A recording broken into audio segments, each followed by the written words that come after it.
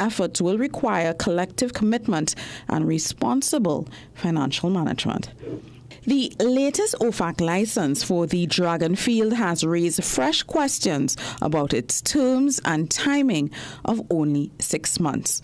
On Friday, Energy Minister Dr. Rudal Munilal complained he was only able to find out details about any sort of deals regarding Dragon Gas through a Freedom of Information request and the Venezuelan Gazette. Under the previous 2023 agreement gazetted in Venezuela, Shell and Trinidad and Tobago's national gas company were to pay Venezuela at least 45% of gross revenues, with most production headed for Trinidad and Tobago's liquefaction and petrochemical sectors. The new license, issued in staged 6-month periods to the UNC government, keeps financial details under wraps, while experts suggest the short approvals could signal U.S. preparation for possible regime change in Venezuela before full development begins. The government and opposition continue to exchange accusations of hypocrisy over the lack of transparency on the issue. On Friday, speaking outside the Parliament, former Prime Minister and Energy Minister Stuart Young asked for more information but denied he had ever hidden details from the public.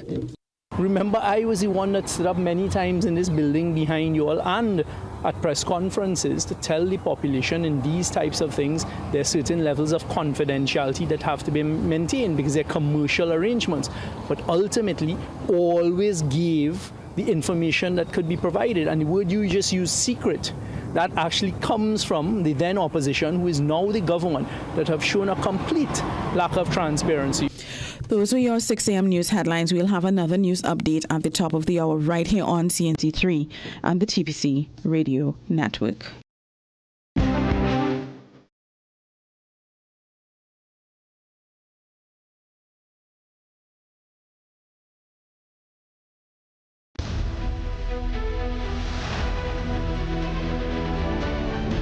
Morning Brew is brought to you by Omega XL. Live long, stay strong.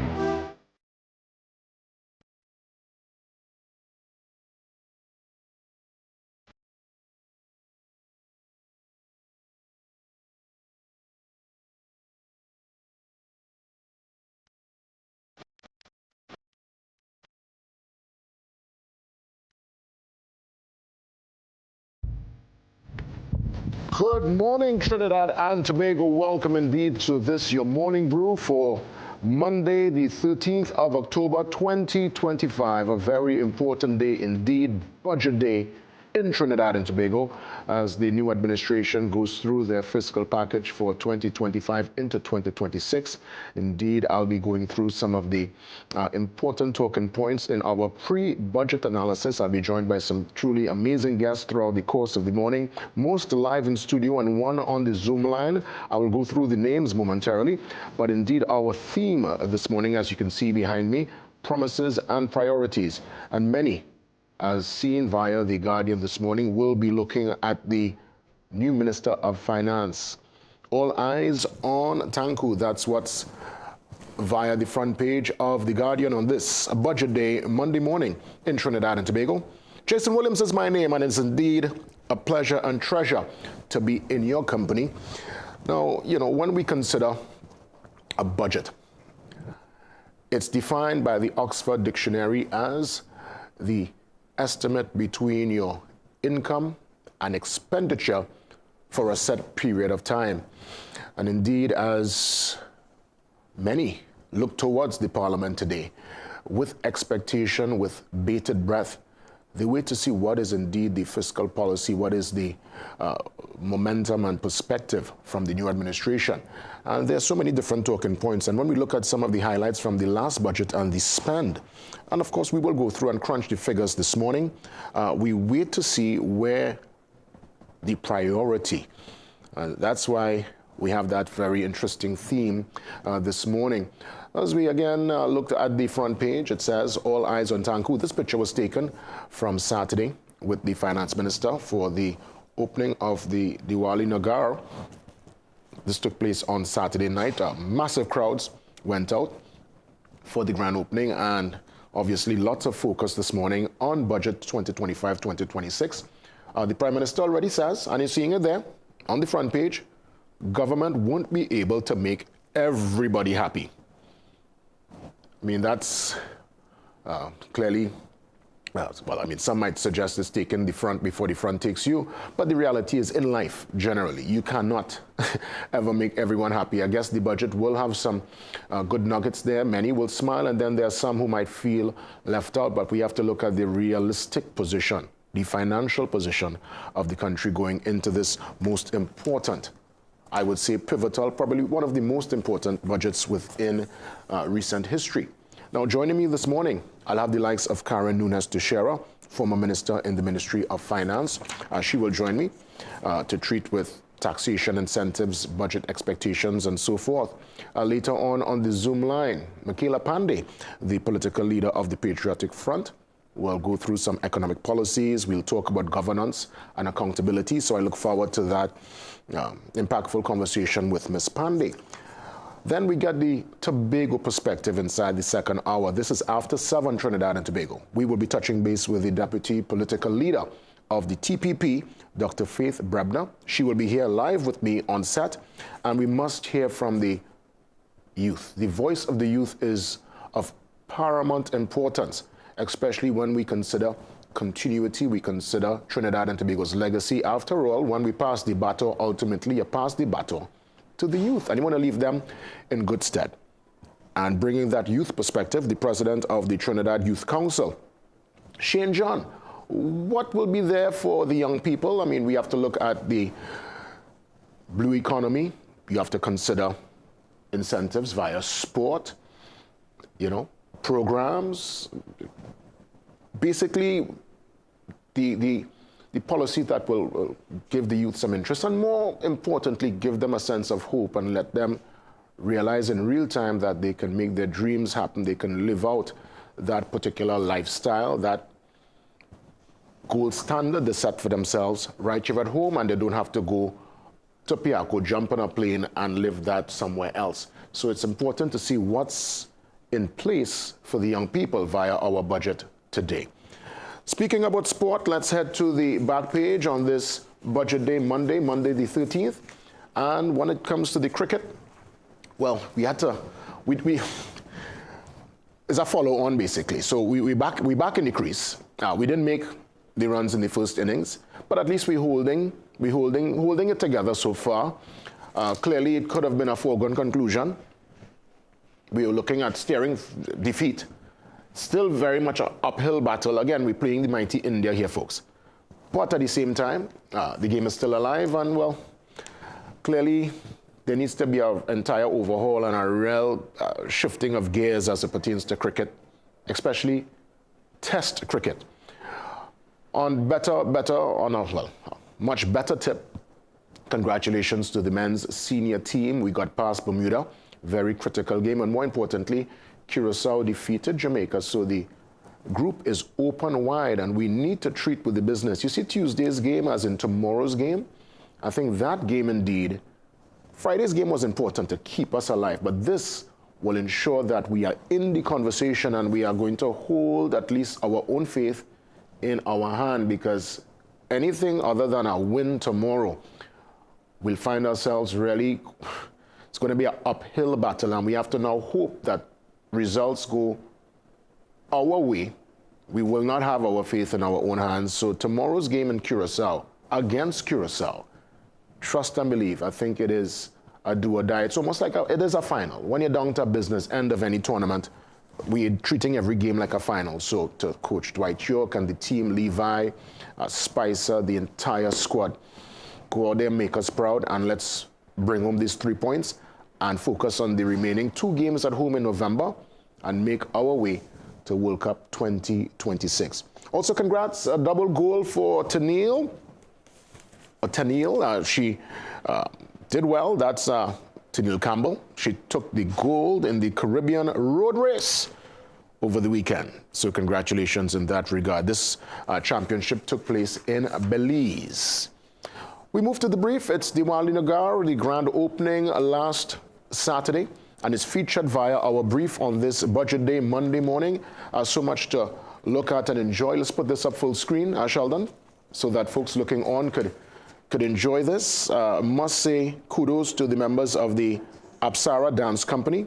They're performing there during the 2025 opening of the NCIC Nagar last Saturday, and you're seeing student events, water-activated diyas for Diwali. Well done, student.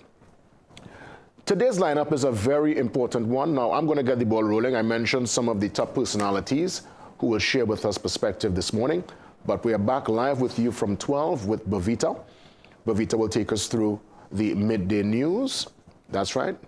And after the midday news with Bavita Gopolchan, we get ready for the pre-budget special hosted by Ryan Bechu.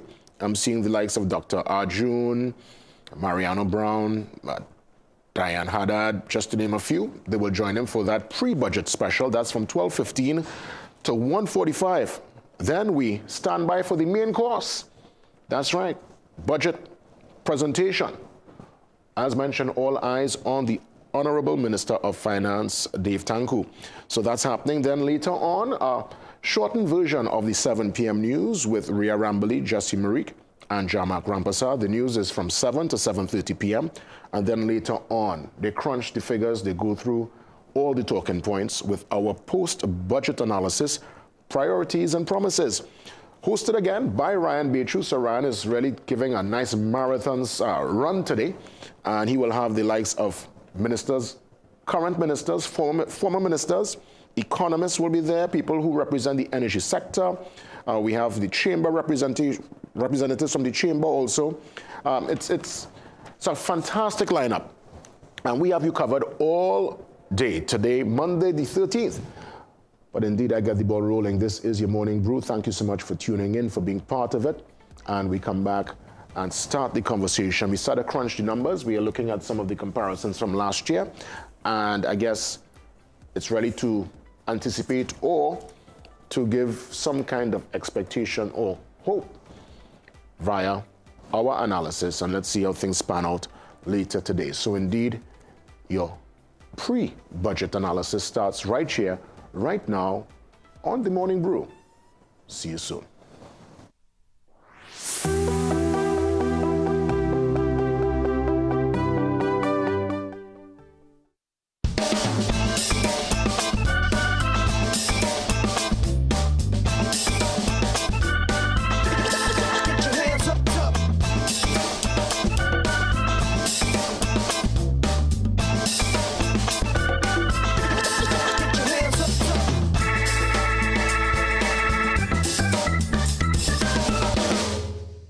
The season of lights is bright and tasty with Royal Castle's delightful veggie burger made with a healthy and nutritious patty. It's great on its own or in a combo with one side and a 16-ounce drink. So whether it's lunch, dinner, or a snack, Royal Castle's veggie burger fits right in with your fasting and festivities. Happy Diwali from Royal Castle. Hey, man. Where are you? Okay. He said 5 minutes. Anyone want dessert? Maybe he's stuck at the office? Surprise! Not yet, Carl. Bro, I'm literally at the altar right now. Relax. I'm almost there. We're like the friend who isn't always late. You have the rings. CG United. Good like that. Do you think all dishwashing soaps are the same? With some, do require more effort, and they don't wash as much. Try Dawn and discover its grease cleaning power. Dawn removes stubborn grease easier and faster than others. Additionally, its foam lasts 50% more. With Dawn, you use less product to clean more dishes and save with every wash. Dawn, triple grease cleaning power. In today's fast-paced competitive job market, certification courses provide individuals with flexible and industry-relevant learning options. Increase your chances of employment with a certification course at CTS College. We have over 50 courses in business, IT, do-it-yourself or professional development to choose from, all developed by industry experts. Courses start as low as $200 and can be completed in as little as 1 day, allowing you to acquire the relevant skills you need quickly and affordably. Contact CTS College today to sign up. Business. Do you think that TKR would win the CPL? Well, in terms of a ball and a bat, if a ball isn't hit by a bat, is it really runs? Where? Are we doing people's work? Yeah, where?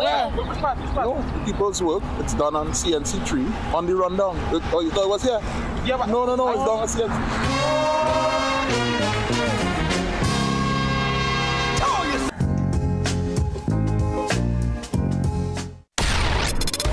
Filmmakers, producers, content creators, influencers, and recording artists. If you're looking to rent a versatile studio space with green screen, video wall, cyclorama, and more, look no further. GM Labs is here to make your dreams a reality. Located in the heart of Port of Spain on St. Vincent Street, GM Labs is your one-stop shop for all your creative needs with over 2,800 square feet to work with. Take your creative concept to the final product at GM Labs. Give us a call or WhatsApp or message us on our Instagram and Facebook pages at GM Labs TT.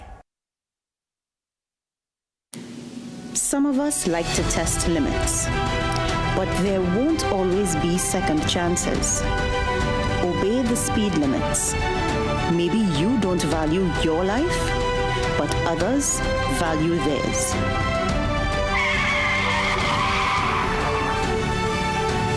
A message from the TTPS.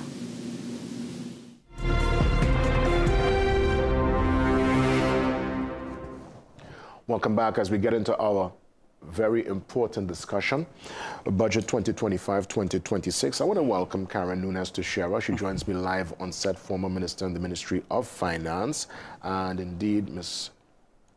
Nunes Teixeira. You call me Karen, please. Yes. You know, let's be formal about it. Of course. You know, just all protocols observed. Of There course. we go. But Karen, indeed, a pleasure to have you here with me as always, crunching the figures. I want to actually start off by going through the allocation last year, and this more or less would have been the trend in the last couple of budgets with the old administration, where the lion's share went to education and training and health. Sometimes they interchange. But the top three would be education and training, health, national security. When we look at even infrastructure, where we know there is, much to be desired when we consider our infrastructure and the development in that regard, it's about 1.862 billion. But education, 7.512, health, 7.571, and national security, 6.113 billion. What's your take on that lineup? Is that indeed at this point in time where we should put the main focus financially? Well, you mean the lion's share of the budget? Yes, it's going to be. It always has been. And we can't get around from that. But what I would say is that perhaps if we can bring down the figures with national security, because I'm not going to that's where there's that wiggle room, but not in, and to some extent, health, some extent in health, but I do think that in whatever this government does this round, clearly they're going to try to rationalize, streamline all the allocations because of the fiscal deficits, the difference between revenue and expenditure, which is expected to be over $9 billion around this time. So there's little, and you asked about infrastructure. Well, you see, the thing is, and we'll go to infrastructure, Right. but when we mention national security, the fact is, are we feeling any safer? Is there a return on that investment? There's nothing tangible, really. That's not true. You put the money there, but you know the expectation is that the citizenry feels safe. You feel safe in your home. You feel safe to go out. You feel safe to go to the ATM. Is that the reality of Trinidad and Tobago today? Based on this all I would say to you, JW, is that you're almost asking me to say that is not the reality, but I will have to differ on that because the reality is that this government has only been there about 6-7 months, and they inherited a really, I mean, there's no question that crime and economy are number 1 and 2 on the person's constituents' mind. And when it comes to that, you have, I know we have a state of emergency, but it's not the kind of state of emergency that one has these kind of curfew hours and so on. And the reality is that I saw a photo, I didn't go back to check the data, 300% reduction in crime in Tobago. Remember, we are Trinidad and Tobago. So I expect that Tobago is feeling better about it. And in case of Trinidad, when you look at the murder numbers, it has gone up. And I would say with regard to concerns about, I saw, yes, 10 murders in 2 days and so on.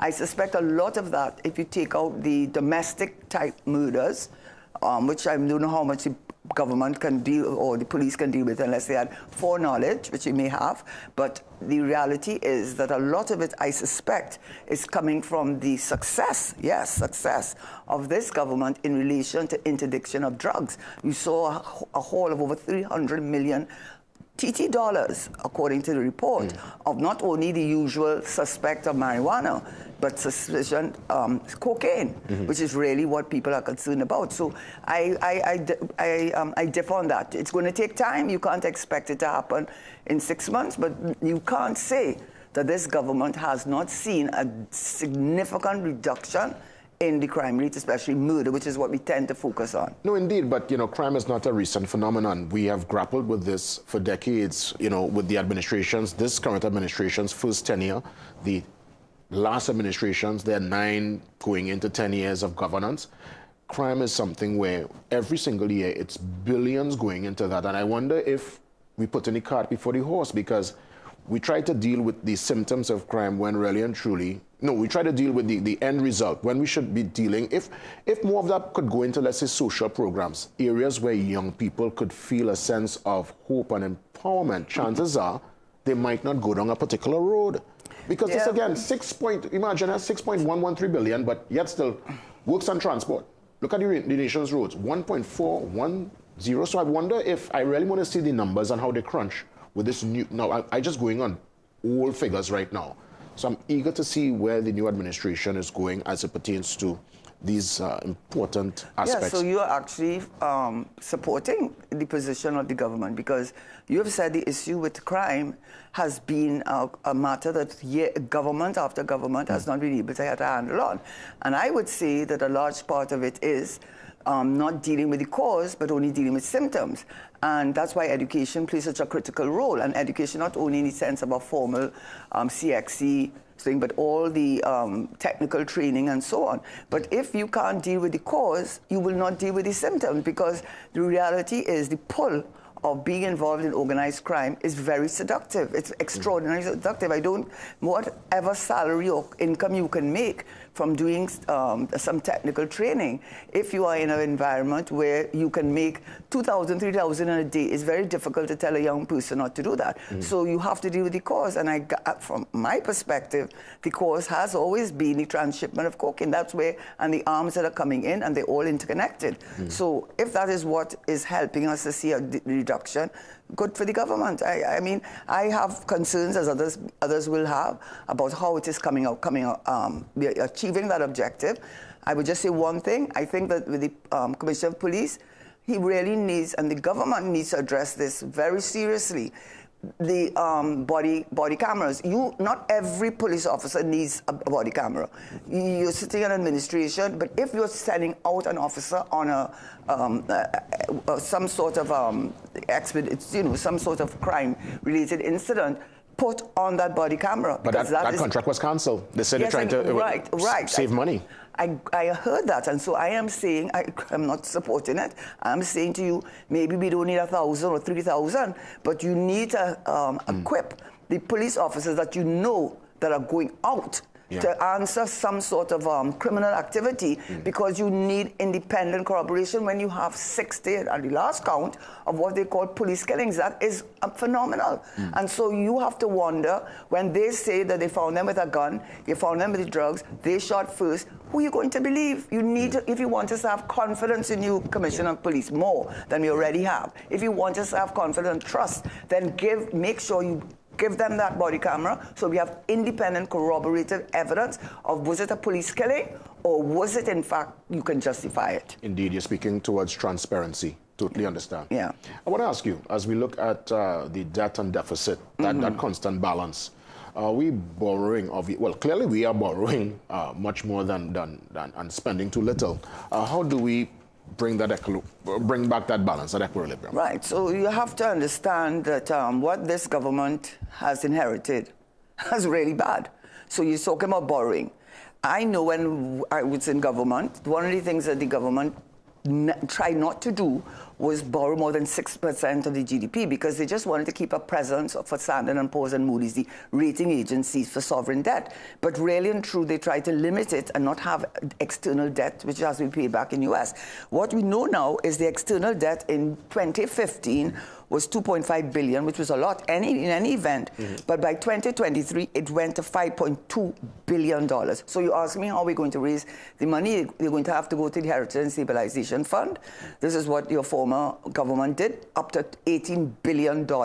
They entered it. And why you would go there? Because you're not going to have to pay it back. You take it out, you don't pay it back. And another positive on that is that stocks and shares are doing extraordinarily well, and that's where the fund usually invests most of its dollars, its funds. So I think you can't get around that. I think they're going to go to the domestic market more because it is flush with liquidity. The banks have a lot of cash. People are not borrowing. They reduce the reserve requirement of banks from having to keep 40% of their cash in. Keep it liquid and available, as opposed to the central bank reducing it to 10%. So there's a lot of liquidity. So unfortunately, they're going to have to borrow to finance the fiscal deficit, which is anticipated to be about $9 billion. And of course, you're going to have to try to borrow on the domestic rather than the external market to the extent that you can. Indeed. That's the reality. And the reality is, you know, you look like if I am a cheerleader for this government. I'm not. But the reality is that you cannot place the blame on the current situation on a government that has been there for 6 months when you were there for 10 years. These things didn't happen overnight. This didn't happen overnight. You had 10 years to get ready. Yeah, indeed. Indeed. You know, oil and gas are still very much relevant. We're looking at all the developments with the Dragon and all the other, I would say, deals that were brokered when the Prime Minister went to New York recently. I'm hearing talk of us doing business with Qatar and other places in the Middle East. But at the same time, many speak of diversification. It's a term I've heard since I'm in khaki pants, Karen, in blue shirt and tall socks. Right? We're talking here a long time. It's a long time, okay. Right? I was trying to give you an ease and say not too long ago. Yeah, you know, and I'm saying, you know, we have so much potential in the manufacturing product, in the maritime product, in the tourism product, in the blue economy.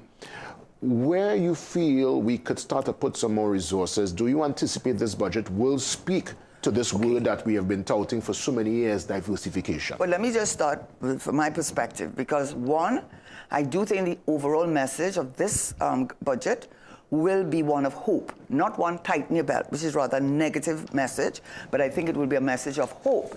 Hold strain, better days are coming, as the song says. I think that is going to be the message. And I think it's not unreasonable for the government to put that perspective out there, given its success. You know, it depends on your perspective on it, on crime, and also with energy. You can't get away from that. You're going to have to ease in. You've got to do the diversification, but you cannot abandon the energy. You just can't, not at this stage. And going back to the energy, I have to say, with regard to the Dragon Field situation deal, persons have to remember, yes, she only got 6 months. That is true. And that 6 months is to see how negotiations go. So clearly, if they're not happy, we may not go any further. But one has to bear in mind who you're dealing with. President Trump, when he was there on the first round, his eyes were on Venezuela. Right now, there's active hostility towards Venezuela, with people thinking that he's wanting to go in there and have regime change. Not only that, the personality of Trump he's not a Biden. So to be able to get that 6 months is something of we have to put that into the mix. And so the Dragon Field is critical. Ginger is coming on in 2027. That's one of 10 global projects. I think it's BP, TT.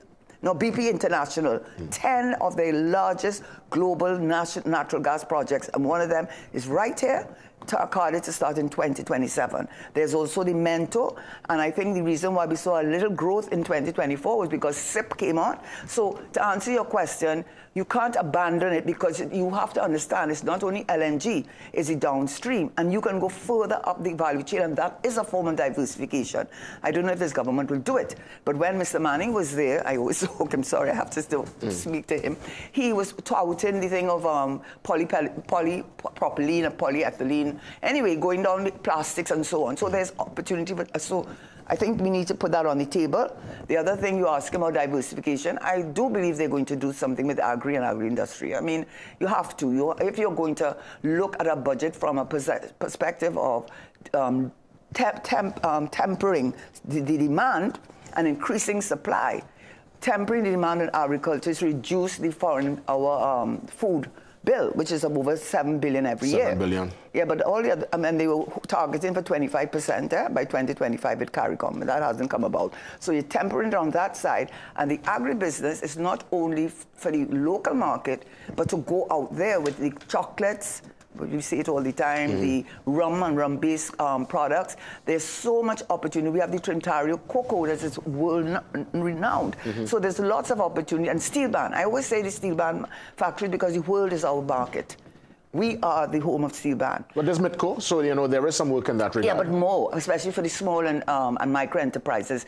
There is, I mean, the whole world is our market. Yeah. This is not, and this is a little country. So I think steel band is a good opportunity. Agri and agri-industries, I'm pretty certain we're going to hear more about that. And of course, AI and ICT. That's what made Singapore such a success. They're a tiny little country, but the IT made a big difference to them. Well, there are many, as we pivot to Tobago, let's go across the road to our sweet sister island. There are many who are suggesting that Tobago could be the perfect spot for the digital nomads. It could be a place for long-term tourist engagement as opposed to short-term stay. Let's go through Tobago and equity. Do you anticipate Tobago, especially with the relationship, which is clearly, we can all see the relationship between the Chief Secretary and the Prime Minister, way more cordial compared to the last. Oh, okay, so there you go. Way more cordial compared to the last Prime Minister. So with that familiar and more or less good engagement, do you anticipate Tobago will get a bigger bite of the cherry this time around? I don't expect that. It'll be a percentage. That's how they do it. It's not a raw number. It's, I think the commission that they set up on the there's whatever it's whatever it is, but it's a percent of your national budget. It's not a fixed amount, as my understanding. You have a note there. Well, it's 2.599 billion. Yeah, but how did you get it? How did you arrive at that figure? Well, remember they've been asking for more. No, but I think they. Anyway, I might be wrong, but I think it is based on, I think years ago when the Constitution had a commission set up to determine what should be Tobago's share of the national economy. And I think there was a percentage rate. Maybe he's saying we go at the higher end, and therefore you get a higher thing. But it's a hard time. So I don't know. I don't know that. I think what has to be done is have a more focused approach to Tobago. And I think Tobago has, I don't know if you recall, but some years ago, one of the economists, James, Dr. James. Yeah, Vanessa James. Yes, not the linguist, the one that was economist. He said he came back to Tobago, and he's Tobagoan, as you know. He came back because he saw a great future for Tobago in medical tourism. So I don't know if that's going to be put back on the table. He said they did a consultation at all the villages. And, you know, Tobago is beautiful, it's idyllic. It's not like a lot of the other islands commercialized. So it's a good best of both worlds. I see it that way. A tourism, but a tourism, as you say, long stay. Not those, you see those ships that they come in? We don't make any money off of that. You know, I did a study for one of the BVI some years ago. And a lot of those people do not make money because the license that they get to come into your port is already paid. The taxi drivers are already paid. So I think we're going to see something better for Tobago. How much more? I'm not so sure about that. Indeed. Let's move to taxations and incentives. With clearly the removal of certain taxes, now the previous administration had certain, formulas in place to bring in the income. The current administration said, okay, we're not going down that road. So how do they get money to pay out and to maintain some of these campaign promises? Well, look at one example, which the former minister used it very successfully, and he boasted about it in one of his budget. He said, we give you a tax amnesty. They raised a lot of money this time around with the amnesty. So that's one thing. So, and the reason why people respond to an amnesty, not only because you're going to pay more interest, but they realize the message that the Minister Tanku is giving, we are not making joke. Now, whether that is going to materialize, that's a different story. But they definitely need to introduce far more technology into the Ministry of Finance, because my understanding, certainly when we were pushing the TTR, which I am it's very unfortunate that this government has abandoned that, because if you do not change the institutional framework, that's my opinion, that you will not expect, no matter how many investigative powers you now give Inland Revenue, no matter how many fines you're going to impose, no matter whatever you said and given this hard talk doesn't matter if the institutional framework under which you are operating remains the same. And it's not an indictment on our public servants, it's a reality of bureaucracy. That is the reality of bureaucracy, and that's why the Revenue Authority was the best model that we could have implemented. So for the Prime Minister, right out the gate, he shut down the TTRA, and then trying to make, I think, trying to balance the scales, giving TANCO all his power to do all because they have the 3/5 majority. But Madam Prime Minister, I think that was a bad idea, because that's the reason you took the TTR, established your TTRA, because you'd have more say about meritocracy, who you hired, how you hired them, which department they went into. That is what you needed, because we know that there was a study done by the former Chamber of Commerce president many years ago, and one of the things they found was there's a lot of corruption in this is a reality. Well, you see, and I wonder, and you mentioned that word bureaucracy. I wonder if some of what we experience, certainly when we look at businesses and the stress they go through and the whole talk of ease of doing business, I wonder if the stumbling blocks are there by design so that people can actually grease the wheel and pass the envelope to get from the back of the class to the front of the class. 100%. It's a money-making scheme, clearly. 100%. I mean, I have written on it, and I don't want to go into it's 100%, and I put that on the feet of three. The Minister of Finance with Exim Bank, the Minister of Trade, and there's a former Minister of Trade, 100%, and therefore the head of the class is the Prime Minister, because I'm telling you, whatever you want to say about this minister does this, and no minister does what he does unless he has the say-so and the agreement of the Prime Minister. No minister is going to take God out of their thoughts, and if they did, they'll pull back one time. So understand, all of this only happens because the Prime Minister, Dr. Rowley, facilitated it. There's no question about it. I don't want to go on about it too much, but it is clear that the fact that we have these huge monopolies which are anti-competitive, and you have a Fair Trading Commission and a Fair Trading Act, and I say this all the time. Give you an example. We have a real challenge with foreign exchange. That's what you need. That's why Haiti's in problems. That's why Lebanon was in problem. You could call country after country. They don't have foreign exchange, they're in trouble, real trouble. Okay? Venezuela too, Argentina, for whatever reason. Argentina, many countries. Right, exactly. So why are you going to use the limited foreign exchange in Exim Bank to give it to companies that do not qualify? And here are the companies: chicken and feed. That has to be the franchises. Right? You are using our limited foreign exchange for consumption in Exim Bank, which is an export company. That cannot make sense in anybody. And not only that, those fast food franchises are a major source of what they call lifestyle disease, non-communicable disease, which this country, as all countries in the Caribbean, as countries in the world, are grappling with. So you asking me what they can do? Yes, how they reach to the top of the line, how they reach to the line at all, I don't understand. How it is that certain entities in this country don't just have a large component of the business, how they're controlling everything. But you know what? Remember, Dr. Rowley said, nothing wrong with the rich getting richer. Karen, let's drink some tea there. I realize you're starting to get steamy. Yeah, because I feel strongly about it. As we wrap things up, Karen, I'll let you have the final say. What's your biggest budget wish today? I mean, Minister Tanku will talk for quite a while. I hope it's not 3 hours like what we saw last year. However, what's your biggest wish, the biggest expectation? My God, you made me tie me down so hard. Yeah. Okay, what I would say is, okay, I'm going to tell you, but it just follows me, you know, to one to the other.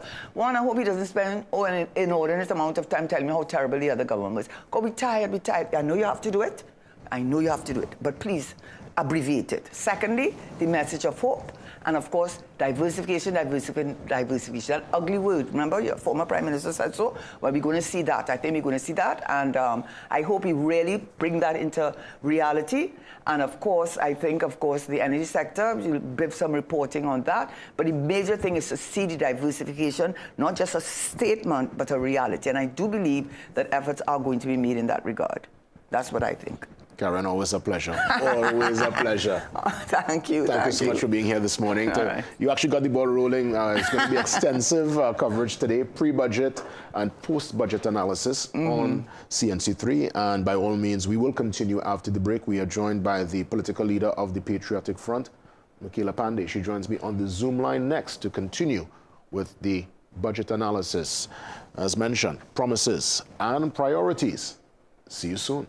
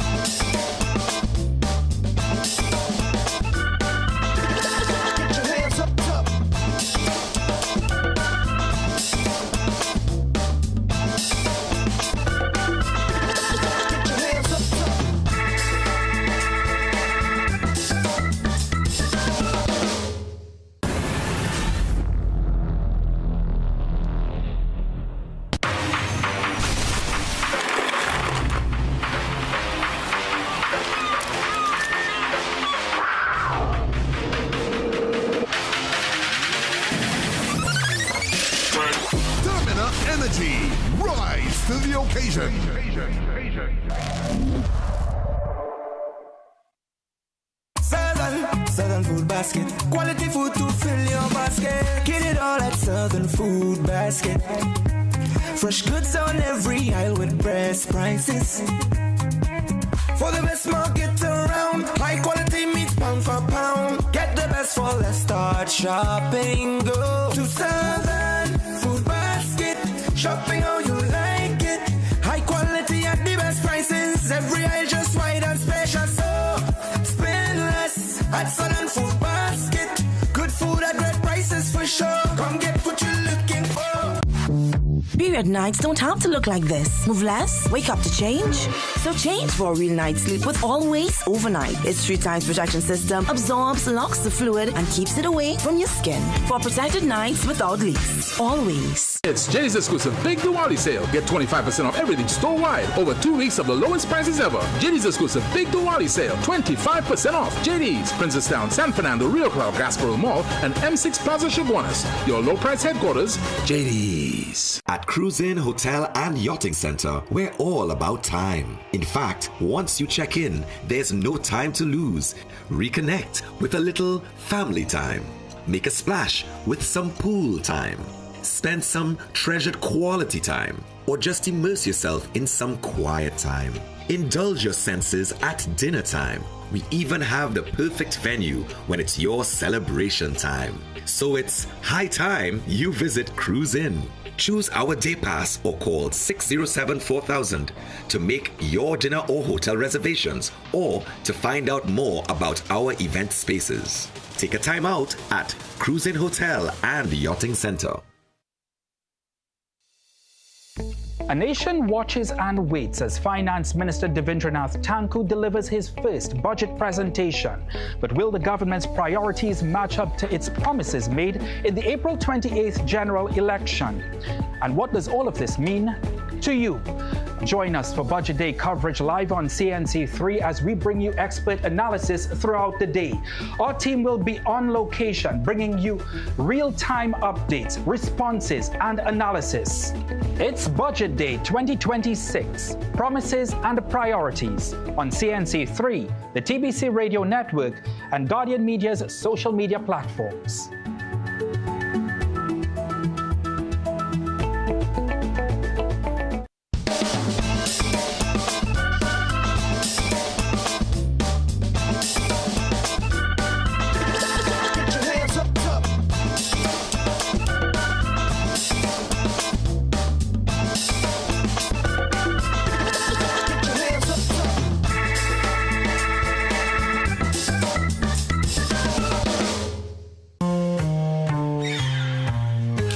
Things don't always go as expected.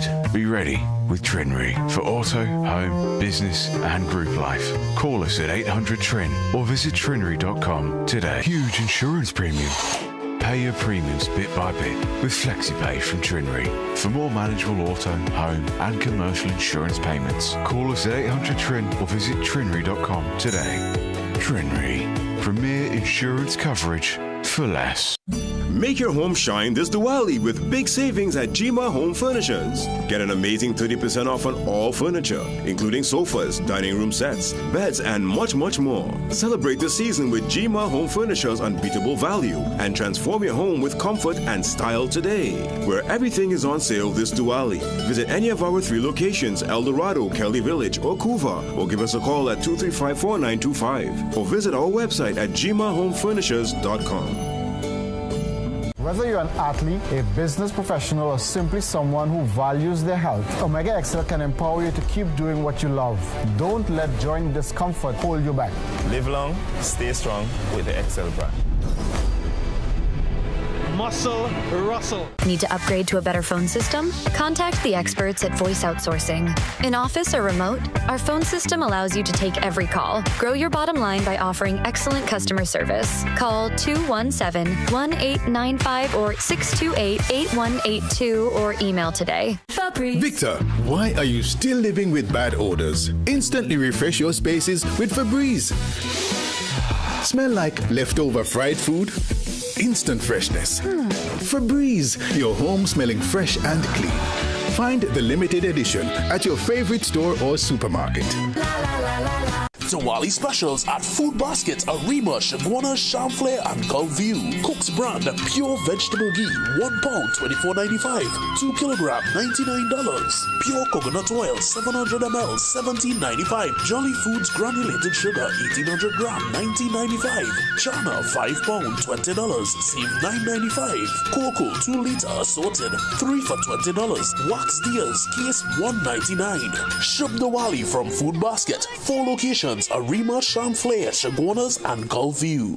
Vasu Agarbatti incense sticks offer a bold aromatic fragrance in a variety of scents for all your religious, worship, and meditational needs. Made from the highest quality ingredients for a long-lasting botanical scent. Choose from a variety of options to suit your spiritual and meditational needs. Let the vibrancy of Vasu Agarbatti fill your home with its wonderful aroma and calming effects. Available at supermarkets, puja, and variety stores nationwide.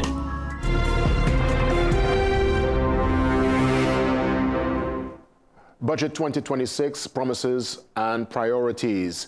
Before we touch base with another guest, let's go back to a story Ambika Datu brought us last week. It was that comparison between expenditure, well, a matter of fact, revenue versus expenditure. So I'll let Ambika take us away so we can get a deeper understanding as we prepare ourselves for Budget 2025-2026.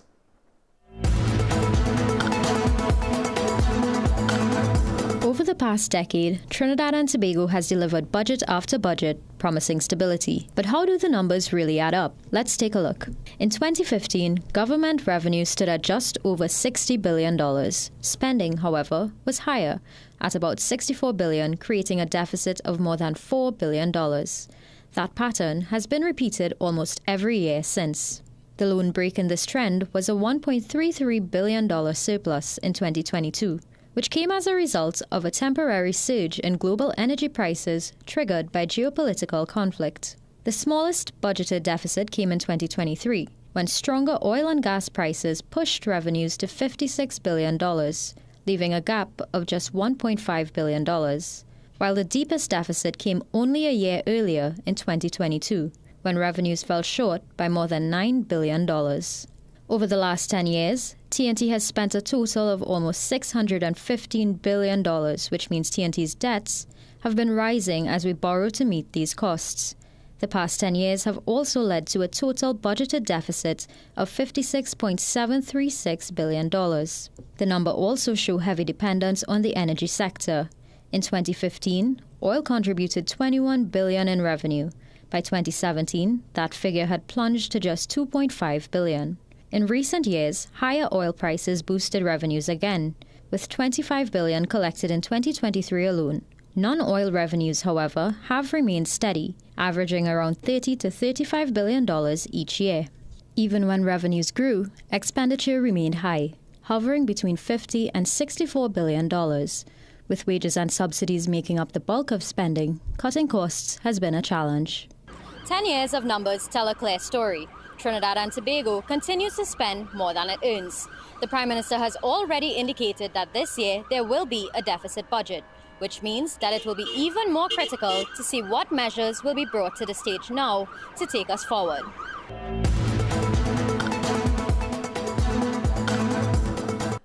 Ambika, thank you so much. As again, we continue to crunch the figures all throughout the course of the day. Then we will indeed hear from Minister Tanku.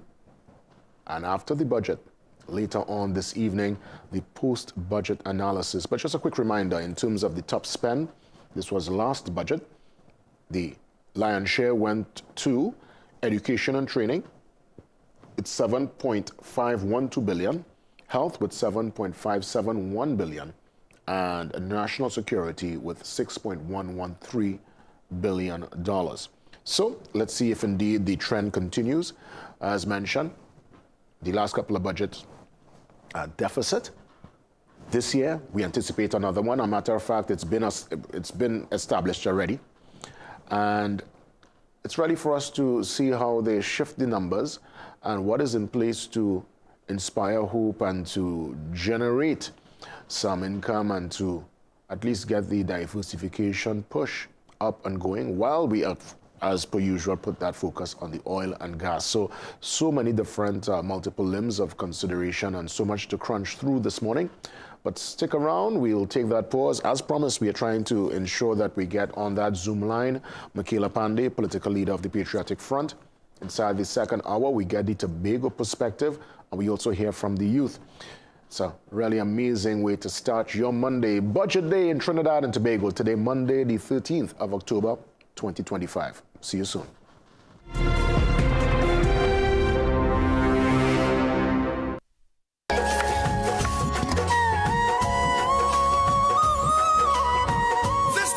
Let the divine lights of the deers bring victory over darkness into your life. Happy Diwali to all. A message from Kaleidoscope Paints Limited. The detergent smells nice while washing, but when you use the new Downy Intense fabric softener, with its new multi-capsule fragrance, it releases an intense scent that lasts twice as long. With the new Downy Intense, you'll enjoy a rich and delightful fragrance that keeps you feeling fresh 24/7. Tile Depot Diwali sale on now. Stunning floors at dazzling prices. 12 by 12, $750. 17 by 17, $975. 18 by 18, $995. 20 by 20, $15.95. And 22 by 22, only $20. Visit Tile Depot Limited today at Bagney Chase Village. Call 234-4402. Visit Tire Clinic Marketing, New Truck and OTR Tire Service Center at number 30 and 32 Montrose Main Road, Chabonas. Call today at 665-8973 or 672-3419. Alignment services available. Tire Clinic Marketing, Truck and OTR Service Center. A tire for every need. Magical Expressions Limited is the largest local importer and distributor of fresh cut stems, offering the widest range of beautiful flowers at the most affordable prices. Call us today at 701-6488, 701-6680, 728-6786 or visit our website to order. Dominica, this is the Burning Flame straight out of Antigua, and we're coming to blaze up the stage for the 25th edition of the World Creole Music Festival, October 24th to 26th. You ready for the real fire? The real jam and the real party? You can't miss this one. See you in Dominica, the nature island of the Caribbean. Blah, blah, blah, blah. In Hinduism, cow's milk is revered, and from the finest milk comes our ghee. When offered into the sacred fire, cow ghee carries our prayers to the deities, unlike processed vegetable ghee. From your devotion to your delicious dishes, you can trust Anchor Cow Brand Ghee. For all occasions, use the best ghee. Enjoy the best food and delicacies, and have the best Diwali with Anchor Cow Brand Ghee. Millions of people are attacked by harmful mouth bacteria. The root cause of bad breath gum problems, cavities, plaque, and tartar. That's why Colgate combined the best science and technology in Colgate Total. Unlike others, its superior formula fights bacteria and creates a powerful protective barrier for up to 24 hours to prevent them from coming back. Take control of your oral health with Colgate Total. The Daily Health Tip, brought to you by Omega XL, where health is wealth. Did you know chronic inflammation can lead to insulin resistance and diabetes? That's right.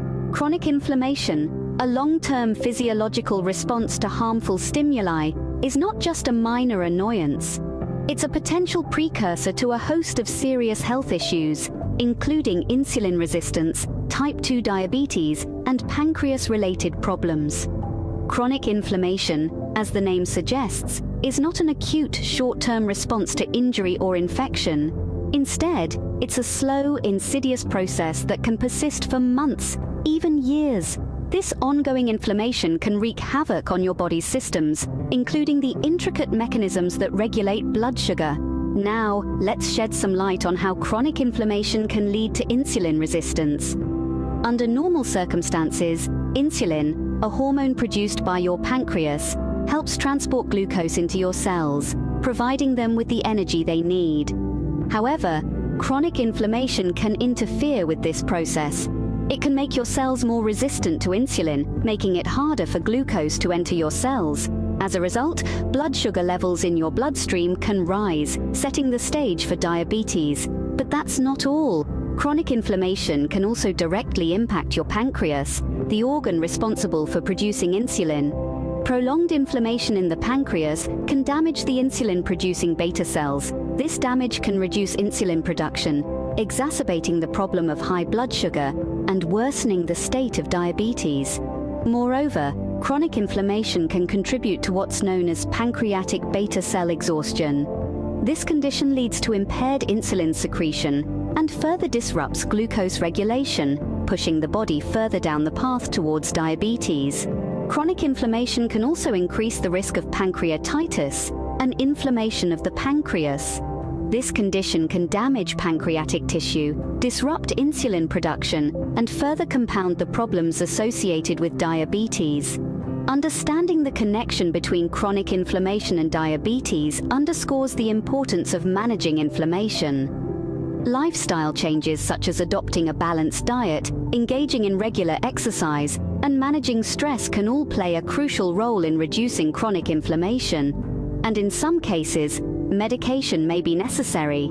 Of course, if you have any concerns about chronic inflammation, insulin resistance, or diabetes, it's important to consult a healthcare professional. They can provide personalized guidance and help you take steps to protect your health. In conclusion, chronic inflammation is more than just a persistent annoyance. It's a potential catalyst for insulin resistance, diabetes, and a host of pancreas-related issues. By understanding this connection and taking steps to manage inflammation, you can help safeguard your health against these serious conditions. The Daily Health Tip, brought to you by Omega XL, where health is wealth. Time check, courtesy Anchor Cow Brand Ghee, distributed by ADM.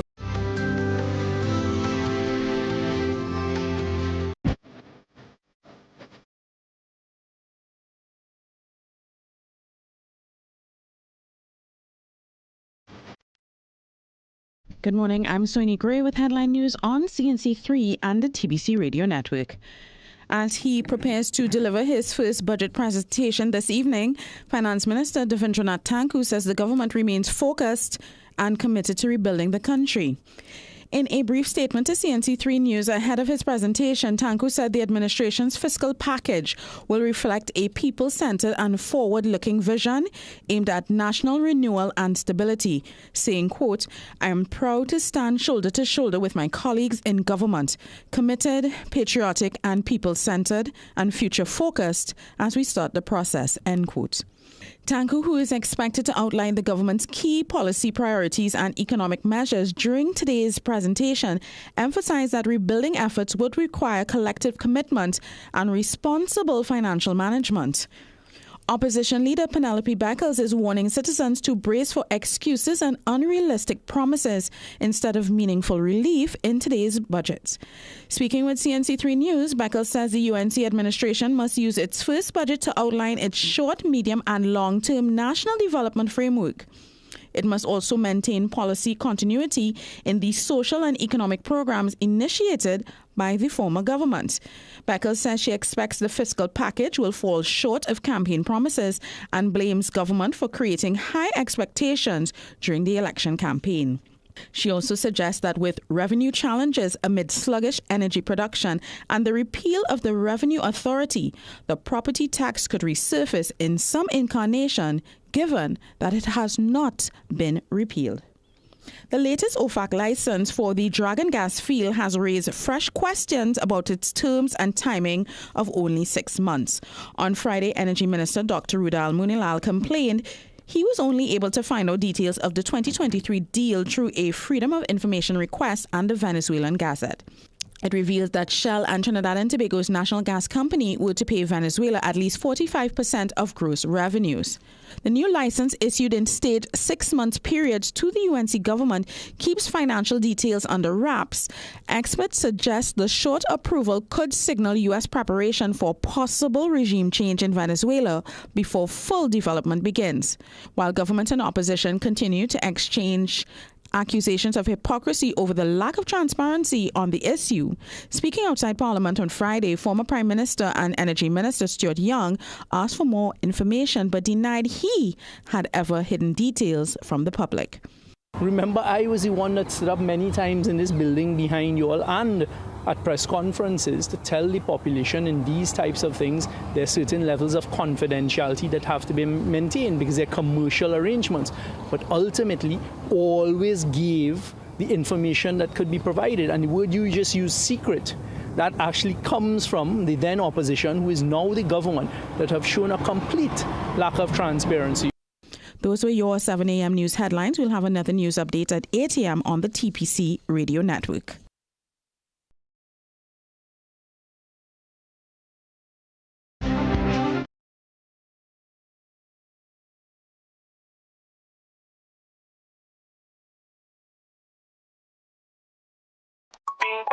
From Josh Chocolate, Ping pong, everybody wants some. Roasted peanuts is the true #1. Ping pong, you better get a handful. This chocolate is so incredible.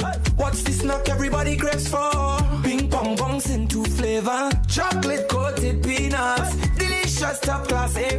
Ping pong, from Josh Chocolate, bongs into flavor. Folks, take a look at all these medical conditions. What does it have in common? This, ITIS. But what does ITIS really mean? The suffix itis denotes inflammation of a specified organ or tissue. ITIS really means inflammation. How do we combat chronic inflammation? Through lifestyle changes. Then, and only then, make sure you're getting enough omega-3 fatty acids. Always consult a qualified medical professional before starting any supplements.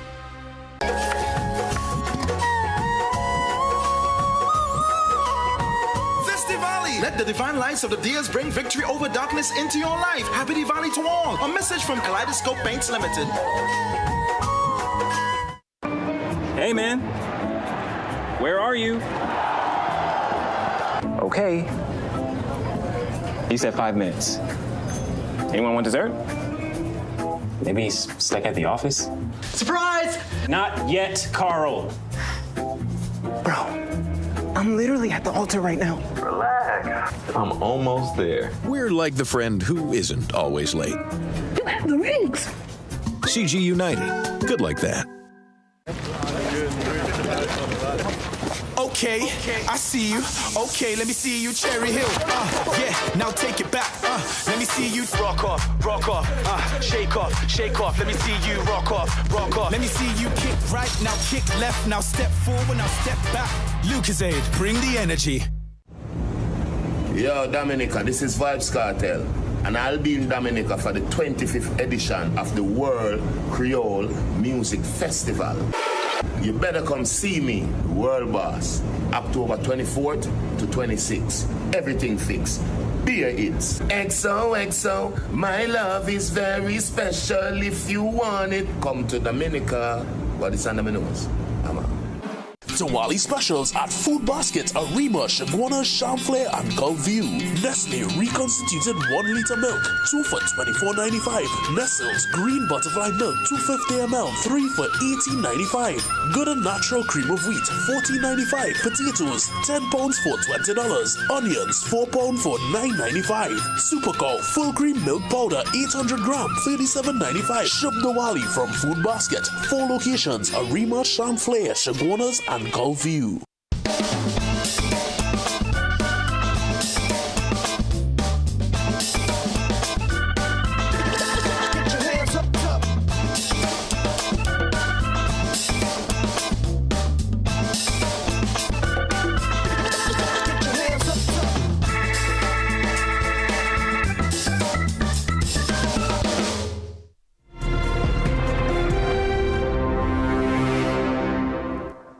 Budget Day 2025-2026, promises and priorities, and it is important to put that priority on Tobago, our beautiful sister island. In that regard, we welcome with us this morning. Really happy to have her live in studio. Every time we touch base, it's via Zoom, but today we could reach out and touch hands. We could knock a glass, as a matter of fact. Dr. Faith Brebner, Deputy Political Leader of the TPP, is here with us this morning. And of course, you're in good stead because your Secretary of Finance, Petalan Roberts, also joins us to give that Tobago perspective. Ladies, good morning and welcome. Good morning. Thanks for having us. It's wonderful actually being in the studio this morning. Great to have you. And it's important to have that Tobago perspective because Budget Day, as we all know, the allocation, it more or less, about 4% of the national budget. There's been that call to get it to about 6 thereabout, which will mean more in the coffers to, I would imagine, develop and to create some more in the human capital and the potential, the limitless potential of the sister island. Let me ask you firstly, Deputy Political Leader, as it pertains to Tobago, the finances, what's your expectation? What is your wish for today? So, I think having been in the executive of the Tobago House of Assembly for the last 4 years, it's going to be close to 4 years right now, we've recognized that the money that we have, we need to figure out how to make it work for us, right? And figuring out how to make it work for us gives us kind of 2 large categories. We have, and we've been experiencing something that we call tie-up money or chain-up money, and let me explain what that means. It really means us getting money, and because we have to jump through all of these hoops, we are unable to do what we need to do with the money. So, for example, we have the money to build a big road, but EMA running in and stop the project. You know what I mean? Or we have a situation where we have foreign money from maybe UN or something, and what we need is a simple letter that says, yes, you can go ahead and access it, and we were not able to get that kind of letter. It's really known as a non-objection letter. That is what we classify as tie-up money. What we are hoping to get from today's budget, though, is what we call smart money.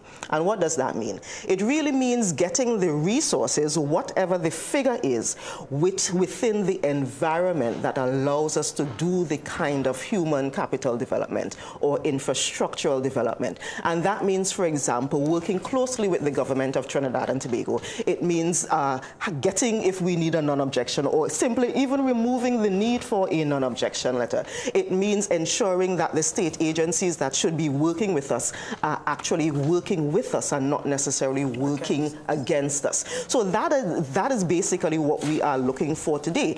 Because if we are in a situation, for example, where we get 20% of the budget, but it is tie-up money, we can't use it. But if we get 4% of the budget, but it is usable and it is working for us, then we can do way more than what we've been able to do. So that is what we are really hoping for. The numbers, yes, if we can get up to 6.9%, we would love that, because that is what the DRC allows for us to do at this point. But even if we don't, we want want to be able to be within a policy or an environmental space that allows us to do what we need to do with the money, and that is what we're calling smart money. Never heard of the term chin-up money. Very different. Let me bring the Secretary of Finance in the conversation, Patel. THA continues to be the biggest employer in Tobago, yes? Yes. How do we move past that particular reality? Because we know much of the money that's given deals with the recurrent expenditure. How do we find ways to keep that economic wheel turning without that dependence on THA? Thank you very much for that question, Jason, and thank you to Trinidad and Tobago and all your viewers. So firstly, let me start by saying I presented a budget in June. So, you know, we have the same budget cycle, but we present a budget a bit earlier so that we can bring us for consideration in the national scheme of things. So in the budget for fiscal 2026, interestingly, there were 6 priority areas, and the micro, small, and medium enterprises sector is a large part, is actually a priority for us. And your question really answers, what I'm going to say really answers your question in terms of the government actually employing, in terms of the THA, about 32% of the labor force. And the government actually contributes about 46% to the GDP of Tobago. And therefore, we have to try to shift away from that. So we have, one of the priorities is to invest in the Tobago Development Fund. It's actually like a bank, it's a financial institution. It has already been established under the Division of Finance, which I lead, and that institution will stimulate, it will bolster, it will boost the economy by actually offering products and services that can assist businesses. So both technical support and financial support at various tiers and various levels. So to shift away from that government dependency, there's a deliberate and intentional investment in businesses in Tobago. We've already started that. We do have the Business Development Unit, we have the Venture Capital Equity Fund, but the Tobago Development Fund will go larger than that and broader than that. And therefore, that's the vehicle that we're going to use to actually shift away from that dependency on the government. Exciting news indeed. You know, I was having conversations before the budget with lots of different leading personalities in Tobago, namely Dr. Soifat Angus from the ID and others who were critical of the money put aside for Tobago's development. They saw it from the perspective of, and just not Dr. Soifat Angus, but many others, saw it from the perspective of not just infrastructure and building better roads and putting up buildings, but they're looking at it, and you mentioned it earlier, the human capital aspect. How can we develop that human capital? And more so, what's the direction? Is it blue economy? Is it IT? Is it medical tourism? Is it digital nomads? I've heard many mention Tobago could be a digital nomad destination. What's the pivot at this point in time?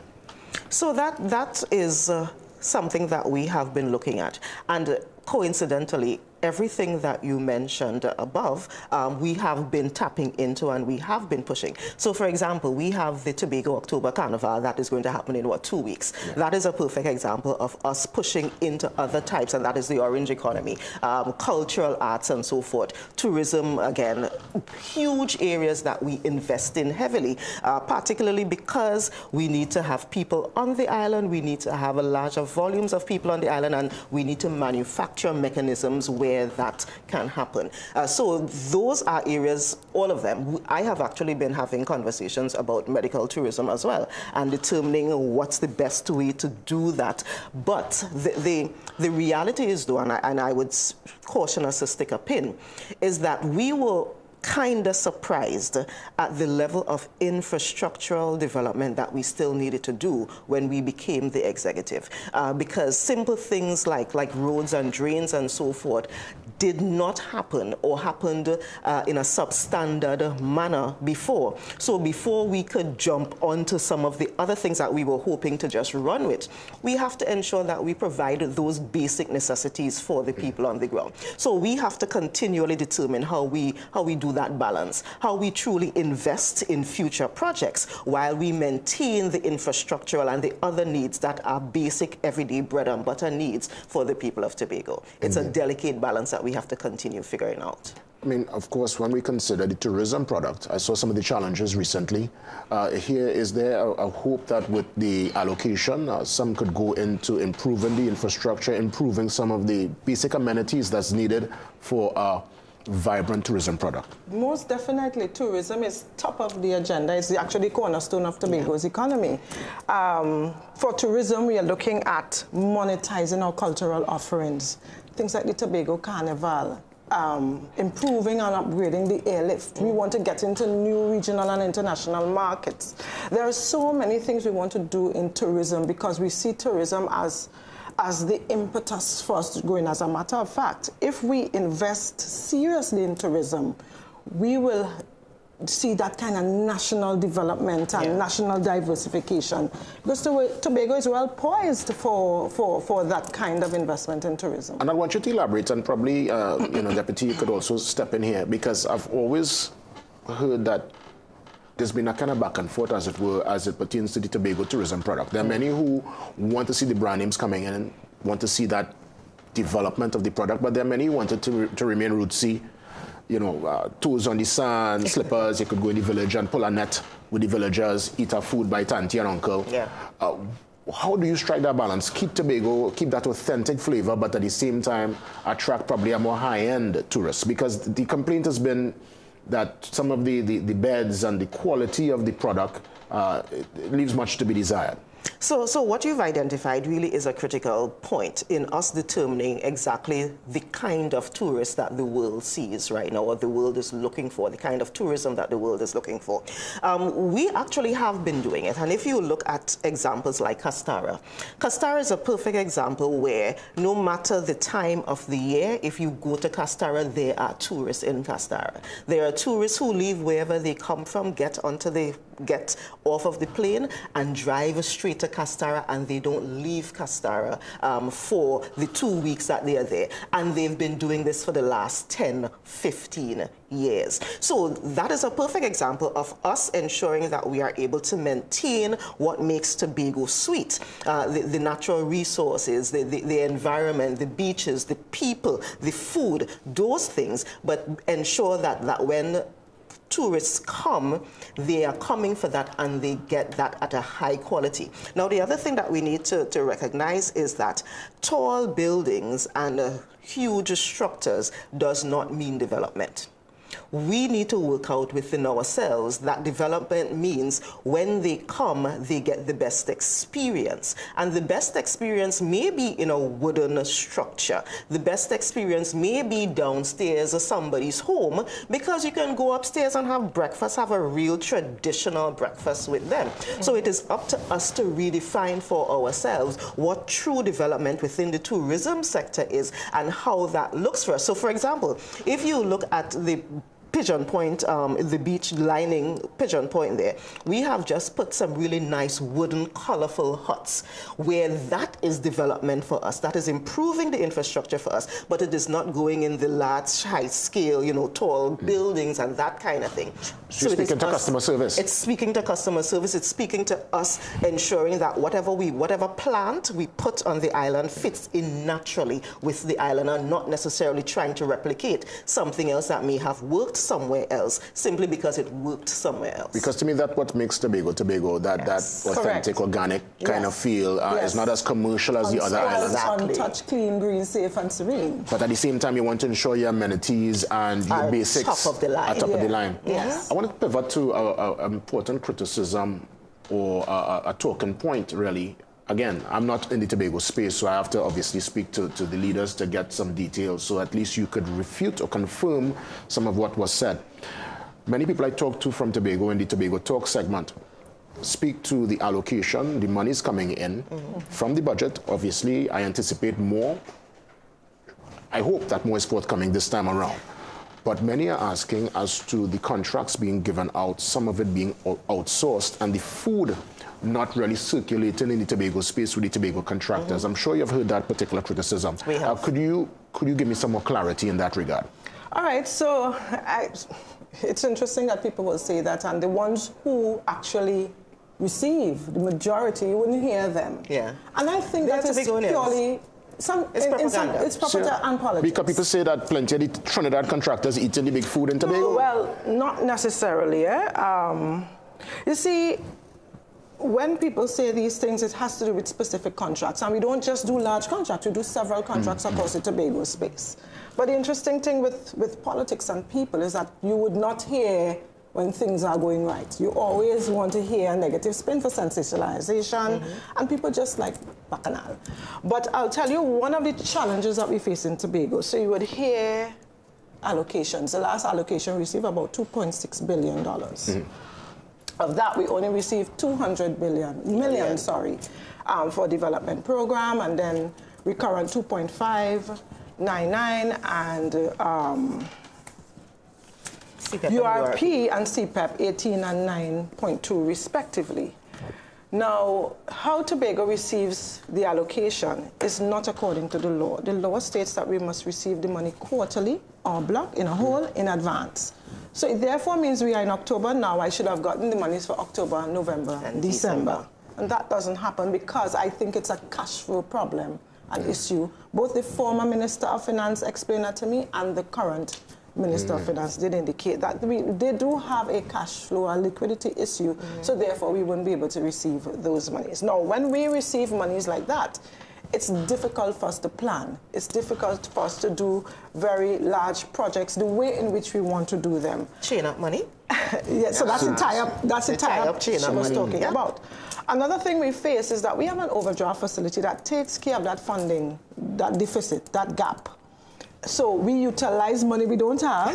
When the releases come, we put it into the fund account. However, there's a cost to that, a very high cost, because in Trinidad, tie up money. You utilize the central bank. We have a commercial bank, all entirely commercial bank. First Citizens is our banker. And therefore, because there's a cost to that, our liquidity issue is even worse than it's diminished, because the overdraft interest is not a parliamentary appropriated expenditure. The bank takes their money, whether or not I have $10, $15 or $1 million. They take their overdraft interest, and cumulatively, that reduces the amount of money I receive from the government. Could this financial arrangement change? Because I would imagine you ever found yourself in a position where you couldn't pay salaries based on... Because of the overdraft, that has actually bridged the gap for us. Okay. Right? So we have been, the THA has been going on, and the wheels spinning and turning all the time. Jump through the hoops to make it happen. Yeah, we have to make it happen, because we cannot allow ourselves to have the people of Tobago suffer because of that liquidity issue. But we should receive the monies according to the law. The THA Act says that we should receive the funds like this. What's the coordination and relationship like now with the THA and the central government? Clearly, I'm seeing the Chief Secretary way more cordial with this Prime Minister compared to what we saw with the last administration. Do you all anticipate this more or less, at least from the outside looking in, it seems very cordial as mentioned. Do you anticipate this could now transfer into a better arrangement for Tobago, and more or less just the general conversations between THA right now and central government with this budget literally hours away? So I want to take this, I'll allow Dr. Faith to also make her point, because I have been having conversations with the Minister of Finance, extremely cordial. As a matter of fact, he has been very frank. The former Minister of Finance, it was a bit different. It was more of a talking down, and you ain't getting that, son. Because there are some monies, and Dr. Faith spoke about that. Multilateral, bilateral relationships cause us to get some monies from international agencies for the oil spill. If we have a catastrophe in Tobago, there are some national funds that we receive from international bodies. It would come to the national coffers, but we don't ever receive them. We haven't received them in the past. But I'll tell you something, and I'll tell you one instance where we saw where the central government is serious about Tobago's development and Tobago's funding. This administration came in on April 29th. So I had conversations with the former minister and the current minister. Usually, Tobago receives its money, as I told you, quarterly. We're supposed to receive it quarterly in advance. We receive them monthly, sometimes whenever. Like as Secretary of Finance, I can't tell you when my next check is coming. It's not that predictable. However, at the end of the fiscal year, we are supposed to receive every single cent according to the Appropriation Act. Yeah. This year, we received every single dollar from the government. For the first time in decades. Actually, when the former Minister of Finance was in office, I wrote him to tell him these are the shortfalls from the previous years. Because let me explain. Tobago collects or generates its own revenue in terms of tax and non-tax revenue. So if you pay as you earn, it's in Tobago, it stays in Tobago and is offset against the parliamentary appropriation. So let's say the parliamentary appropriation is $100, and we receive, in terms of tax and non-tax, $20, the government will just give us $80 to bridge that gap, to make up the entire appropriation.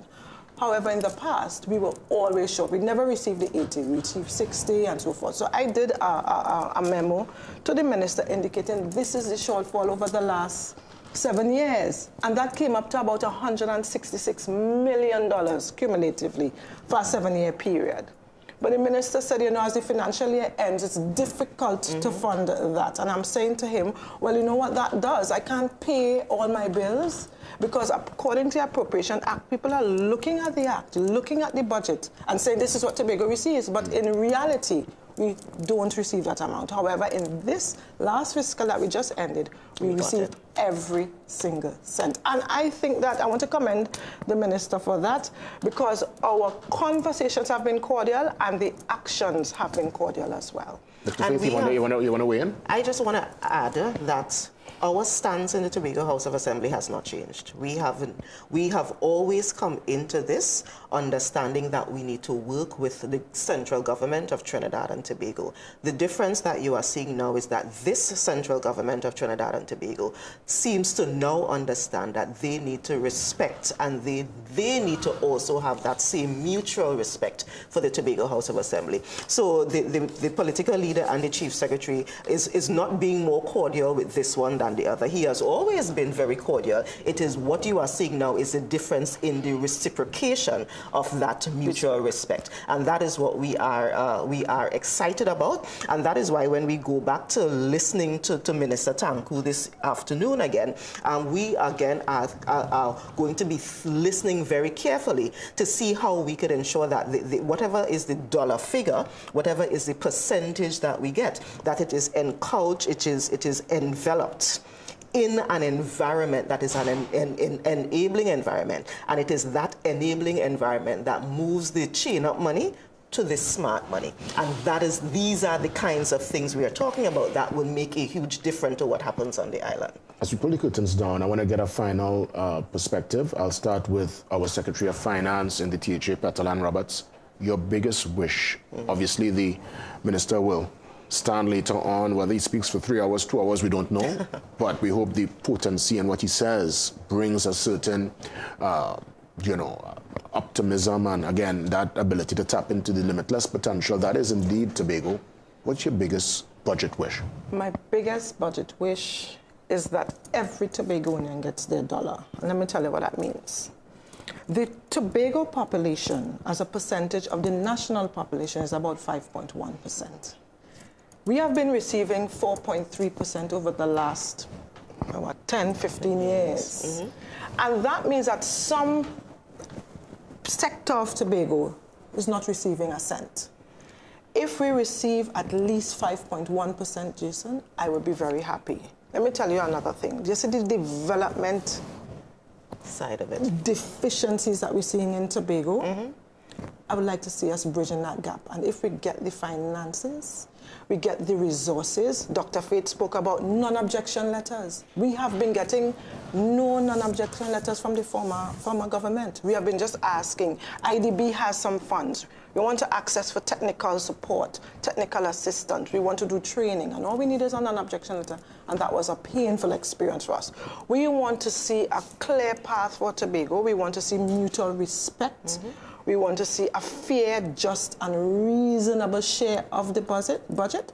and that is 5.1%. And if we can get that, I'll be very happy to manage that for the people of Tobago. It has been very difficult for us because our needs are great. In 2021, we actually inherited about $1 billion in liabilities. I have not been able to settle those liabilities. So you're hearing people in the Tobago space saying that they're not receiving monies. We just don't have it. With our development budget of $200 million, it's impossible to pay liabilities and then advance the development agenda for Tobago. Dr. Brabner, your budget wish list. So my budget wish is really not for what the minister will see, because my colleague expressed what those wishes are. My budget wish is really for Tobagonians to tune in and to actively work with us to realize the potential that will come out of this newfound positivity. My wish is them, each of them, understanding that in this small space, that their responsibility, as huge or as small as it may be, is a part of us creating this thing that we in the Tobago House of Assembly. It's a view we have of the island, a futuristic view, which is to make Tobago the greatest little island on the planet. And what we are doing is asking every Tobagonian, and even asking every Trinidadian to walk with us to ensure that we are able to realize that, because we do honestly believe that we could make Tobago the greatest little island on the planet. Thank you so much, ladies. Really appreciate your time, your perspective, the clarity on some of the major talking points. And we look towards the Parliament later on today to see what's the allocation for Tobago, and indeed if this allocation will assist with the development and the untapping, the unlocking, as it were, of Tobago's amazing potential. Thank you so much. Thank you for having us. Yes, indeed. We want to take you to a video. Another presentation from Ambika Datu, our colleague from the newsroom, who was really giving us, through her report, a deep look into Tobago's allocation. So in keeping with our discussion just now, let's exit with this report from Ambika. Enjoy.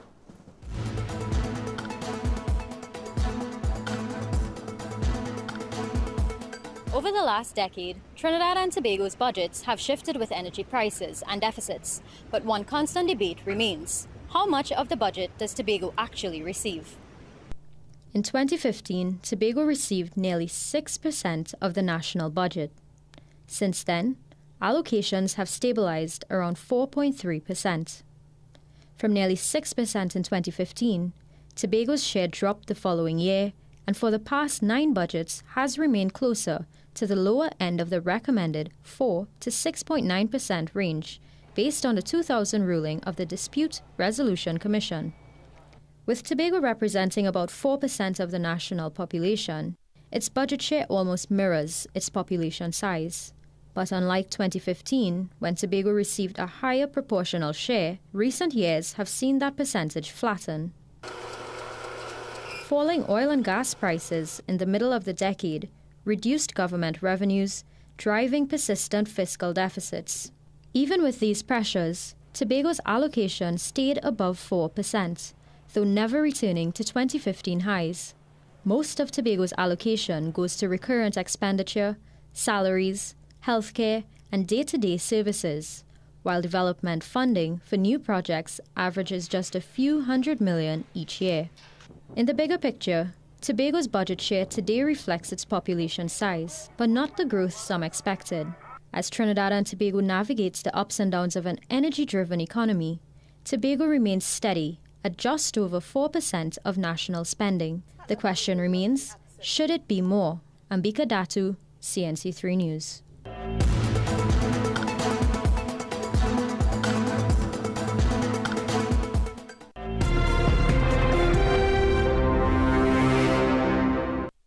Question: how much does a funeral go for these days?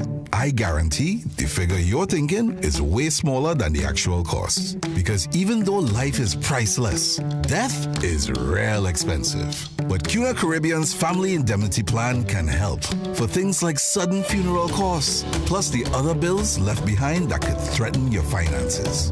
And imagine, for a monthly payment of less than $70, you could cover up to 9 family members, and you don't have to take a medical exam to sign up. So don't stick. Get the Family Indemnity Plan. Why? Because it's a good thing. Trust me. CUNA Caribbean Insurance. For all people. Terms and conditions apply. Would you recommend this product to younger people? Age doesn't really matter. So I think if I was 17, 18 and I get introduced to these products, I would maybe be Superman. So More Superman? More Superman. Absolutely outstanding! Feeling off balance? Your body might be missing AMPK. It's your natural reset, regulating how your body stores fat and processes sugar. Berberine Plus activates AMPK, helping your cells use energy better, reduce fat, and keep sugar levels in check. Berberine Plus, now at Pennywise and leading pharmacies nationwide. In Hinduism, cow's milk is revered, and from the finest milk comes our ghee. When offered into the sacred fire, cow ghee carries our prayers to the deities, unlike processed vegetable ghee. From your devotion to your delicious dishes, you can trust Anchor Cow Brand Ghee. For all occasions, use the best ghee. Enjoy the best food and delicacies, and have the best Diwali with Anchor Cow Brand Ghee. Magical Expressions Limited is the largest local importer and distributor of fresh cut stems, offering the widest range of beautiful flowers at the most affordable prices. Call us today at 701-6488, 701-6680, 728-6786, or visit our website to order. Parts World offers appliances of any kind for your home or business. For over 40 years, we have been selling, installing, and repairing appliances that fit your world. An authorized dealer for Whirlpool, KitchenAid, Electrolux, Frigidaire, True Residential, GE, Sub-Zero, and Wolf. Quality appliances from top brands backed by a certified warranty, qualified technicians, and a fully stocked parts department. Free delivery to most locations in Trinidad. Visit one of our 6 retail locations across Trinidad or check us out online. Parts World, where our appliances fit your world. Caribbean real estate has never looked like this. Love or location, yard or view, budget or bliss. And the agents who keep it all together. Every episode is a decision you'll want to argue about and a story you'll never forget. Be the first to watch Keeping It Real Estate, premiering soon only on CNC3. Brought to you courtesy First Citizens, Guardian Group, Courts, Jameson, and the Best Toys.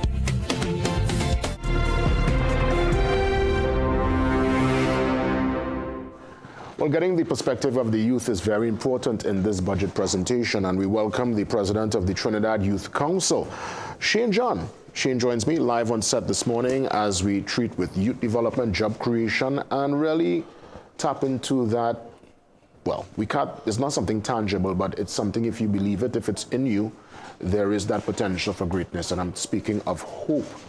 And in that regard, I want to say to you, Shane, in terms of this budget, well, firstly, morning. Great to have you. Thanks for being here, my friend. But what does this budget mean for the next generation, the youth, and what could be done via these numbers to bring about that hope, that non-tangible? That's something that you feel, and that's something that's personal and it's internal.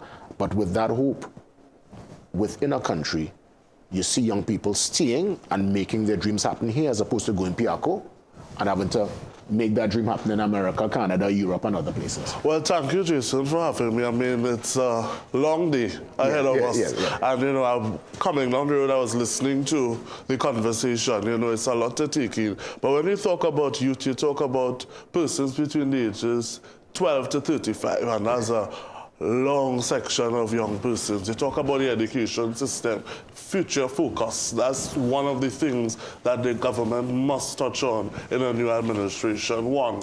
2, you talk about the housing sector. Those persons between the ages of 23 to 35 that are looking for, 1, proper real estate opportunities. You also talk about looking at the job market and employability and employment.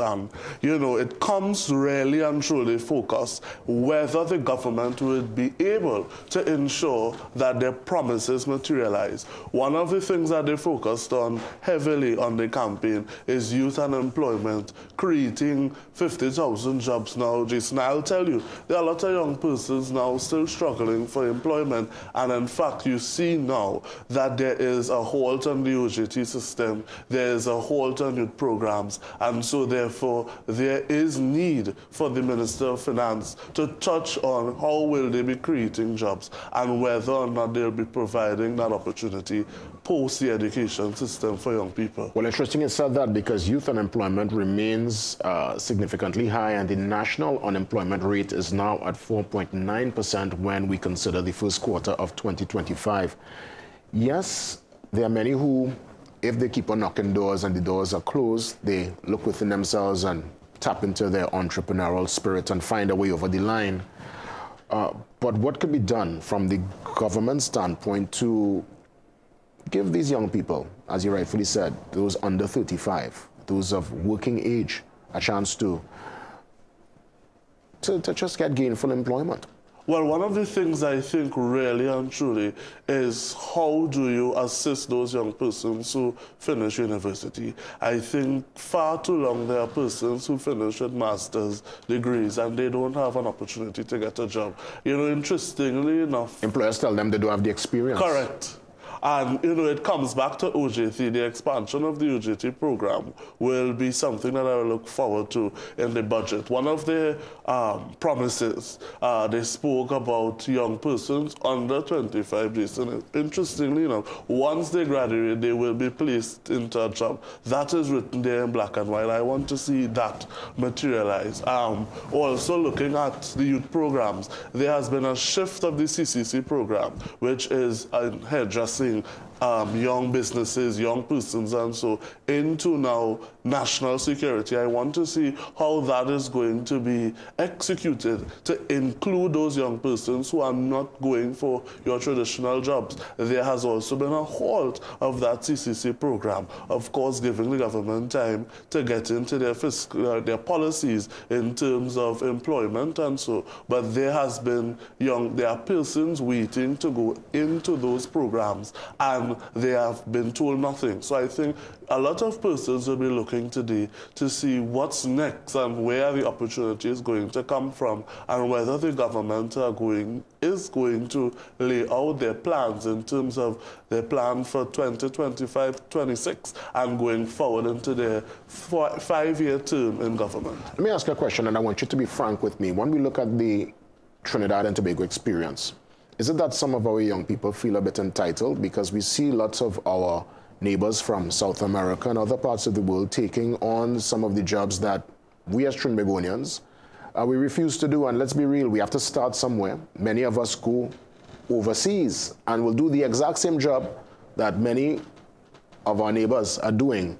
And many sit down and they don't even make an effort. They don't even make an effort and try. So I'm trying to figure out what can be done via budget or via programs to get people out of this mindset. Is it that we have become entitled over these years? I mean, to say that young persons are entitled, I believe that would be pushing it on an edge, and I would not agree with that at all. I think meeting young people in their circumstances, there's a reality that, yes, we have free education, so-called, but there are a lot of young people that still struggle to even reach to the classroom on a day-to-day basis because of their socioeconomic background.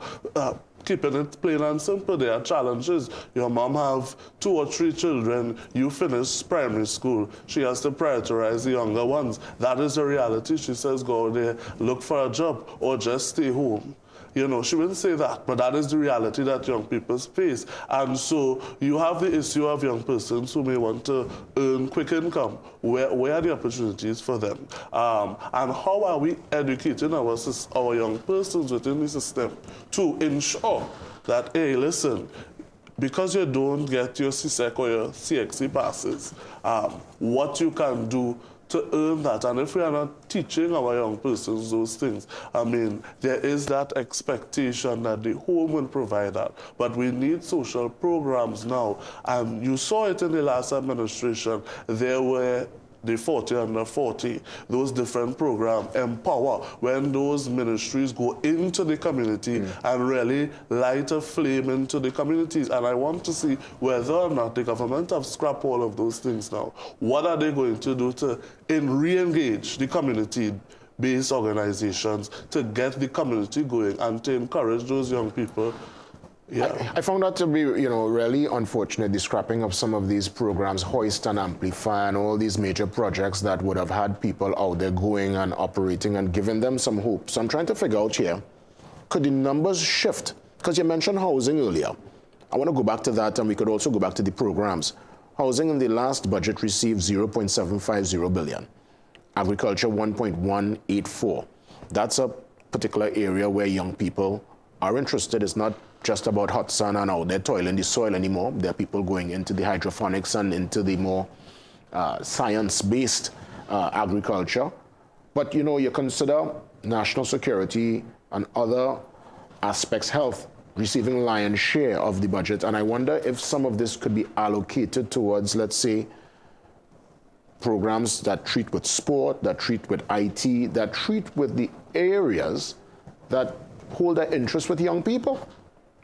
I mean, running straight into that, there's a new Ministry of Sport and Youth Affairs. The ministry now has to set out a 5-year plan, which would look at the youth policy as well as a sporting policy. And you talk about the scrapping of all these programs. I would like to hear if the Minister of Finance will speak about that. And of course, if he doesn't, the line Minister of Sport and Youth, whether or not he will lay out a 5-year plan and what that would look like. I mean, you talk about housing. Remember you mentioned housing and the challenges. And the challenges. I mean, I'm looking for housing now. But the government, in their lead up to April 28, they spoke about 500 houses every week. I mean, that is clearly unrealistic in a society that we are living in, because you're talking about balancing the financial challenges that we have in the country. But really and truly, will the government be able to identify how many houses they are going to deliver in the next 5 years? And more so, how are they going to allow young professionals under 35 that opportunity to gain employment? And even on the flip side of that, managing the private housing sector, because I mean now average house is between 1.5 and 2 million, and those things need to be regulated by the government. And more so, to even qualify, many might have to, it might be a dual income scenario as opposed to one person going in to I mean, carry the burden of that mortgage for some years going forward. Housing and young people, what's the conversation you're hearing from, what do people tell you? What are some of the major complaints as it pertains to, we know getting a house is a challenge, but even rentals too. I wonder if there's any kind of statutory body, any overarching authority to regularize, because what some people are asking for what they're giving, it's quite unacceptable. Correct. I mean, and it comes into whether the landlord is fulfilling their mandate. I mean, there are certain things. I mean, I have friends, they are renting. And, you know, you talk about the challenges and so forth, and whether or not there is or there are stipulations, whether if you have an apartment in Port of Spain, what that will go for versus apartment in Chaguanas. And those things, again, we would like to see those things addressed within the national budget, because there's a large percentage of our population that are renting, and whether or not, one, you have subsidized housing, subsidized rentals within our framework of under the HTC and so, and whether or not that is going to be addressed today, that is something young persons would want to really and truly know about in this budget coming up here today, Jason. What's your biggest wish list? Today, of course, the Minister will stand there, he will deliver. We will go through our post-budget analysis, of course, later this evening into tomorrow, I'm sure. But right now, we don't know what direction they're going. We'll wait to see. But what's your biggest wish right now, especially as it pertains to the youth and that generation of hope, as it will? One of the things which time is of the essence, we didn't get to touch on, is looking directly at GATE and the expansion of the GATE program. I would love to see that in the budget. And I think that is probably my biggest wish list. The second one on my wish list would be housing. The housing sector, there are a lot of young persons looking for housing at this point in time. And finally, directly as youth or youth and sport, what will be the government's mandate? What programs and policies that they are going to roll out in this fiscal year that would impact young people? Because it's a reality that they weren't pleased with what was happening before. So I want to see what are they going to bring to the fore today for this budget 2025. President of the Trinidad Youth Council, Shane John, thank you so much. It was a pleasure. Always a pleasure. Indeed, we take that final pause, we come back, and we hear from you, Trinidad and Tobago. Yes, we took to the streets to get your perspective on budget 2025-2026. That's coming up after the break.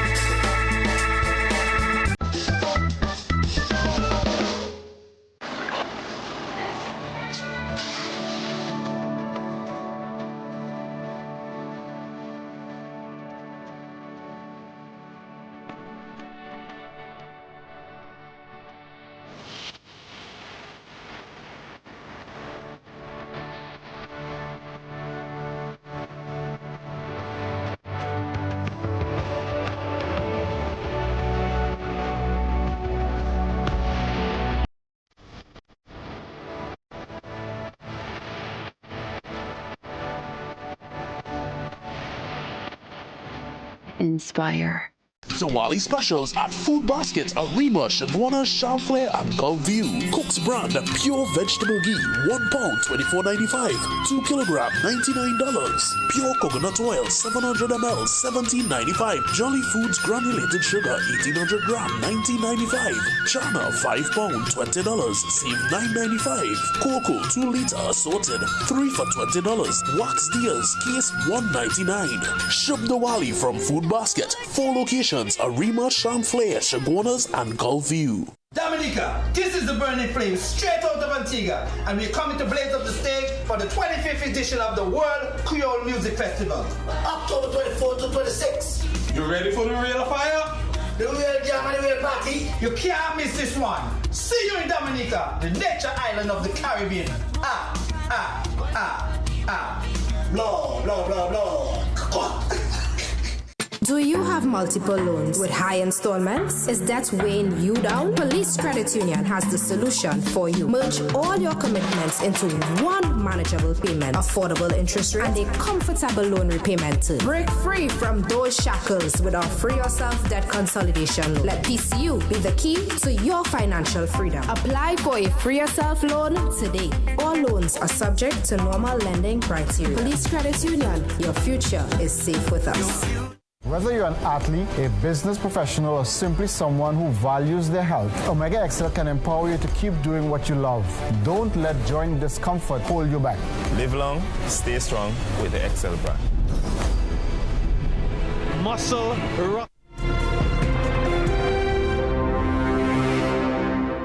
Budget 2026 promises and priorities. Before we hear from you, Trinidad and Tobago, let me just apologize on behalf of the political leader of the Patriotic Front, Michaela Pandey. She was trying to log in and there were some technical issues there. So hopefully, if not tomorrow, Wednesday, sometime this week, I'd love to obviously get into that in-depth conversation with Michaela Pandey, who really tried her best to get on this morning, but sometimes these technical issues arise. In the meantime, we wish her the best, and I look forward to Touching Base with Michaela later this week. Let's move now into your perspective, your commentary, your words of advice for the Finance Minister. Here is your Vox Pop.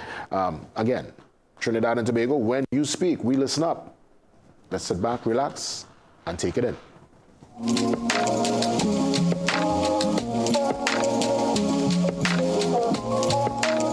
Well, of course, you know that I into football, and I into youth football most of the times now. I feel that if we start with the youths where football is concerned, we'll have a better chance of making the World Cup in time to come, because of course it needs to be developed from the youth come up the road. So I definitely want to see more money into sports to develop a proper system, footballing system in the country, and not only football because I'm a footballer, but sports in general. I would like to see them allocate more money to that, to advertising the sports and promoting it. Just like how the United States do it. They promote every single sport from school go right up to seniors, right? And not that you want the fellas to make $1 million a month like the professionals out there, but you want to be able to have them live based on what they do in the sporting arena.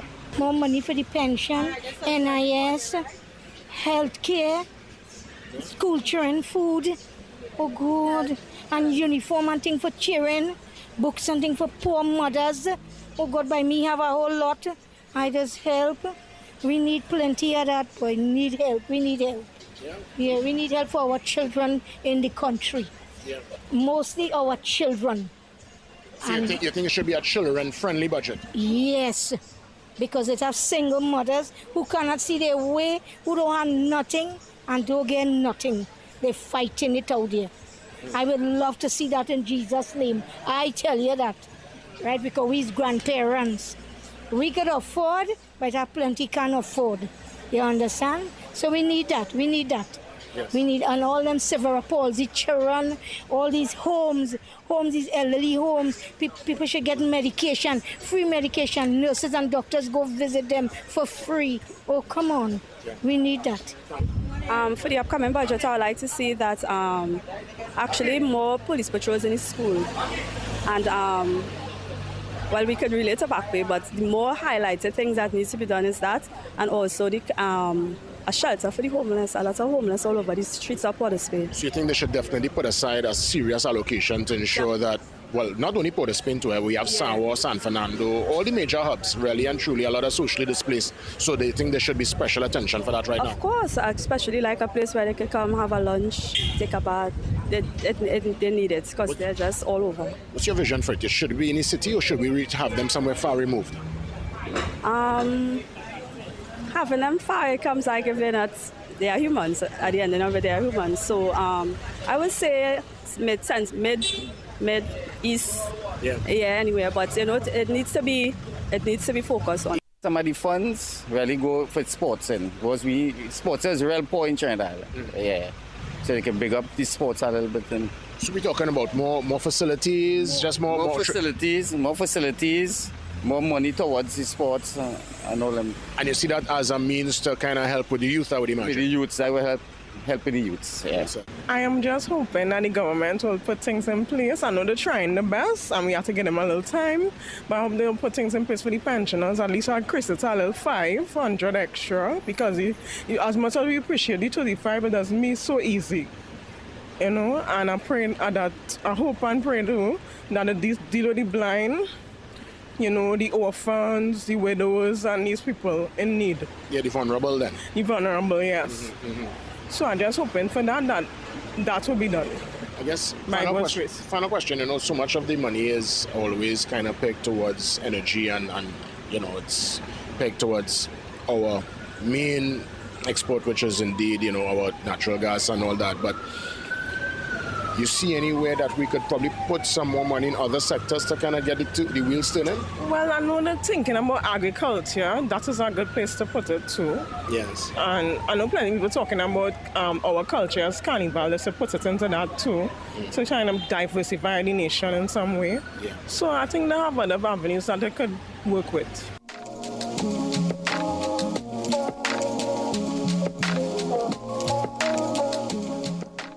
Thanks as always, Trinidad and Tobago. Let's take the pause and we come back to officially wrap things up this morning.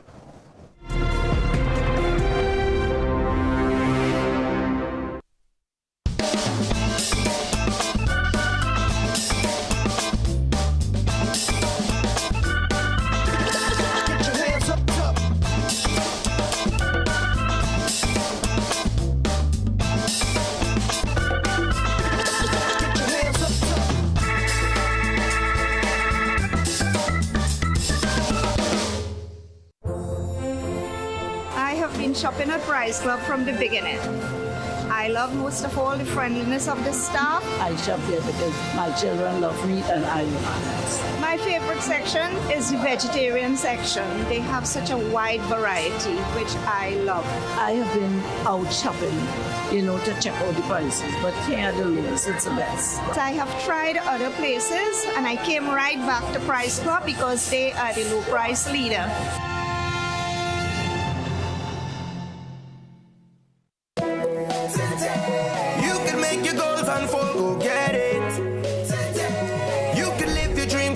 Let's do this.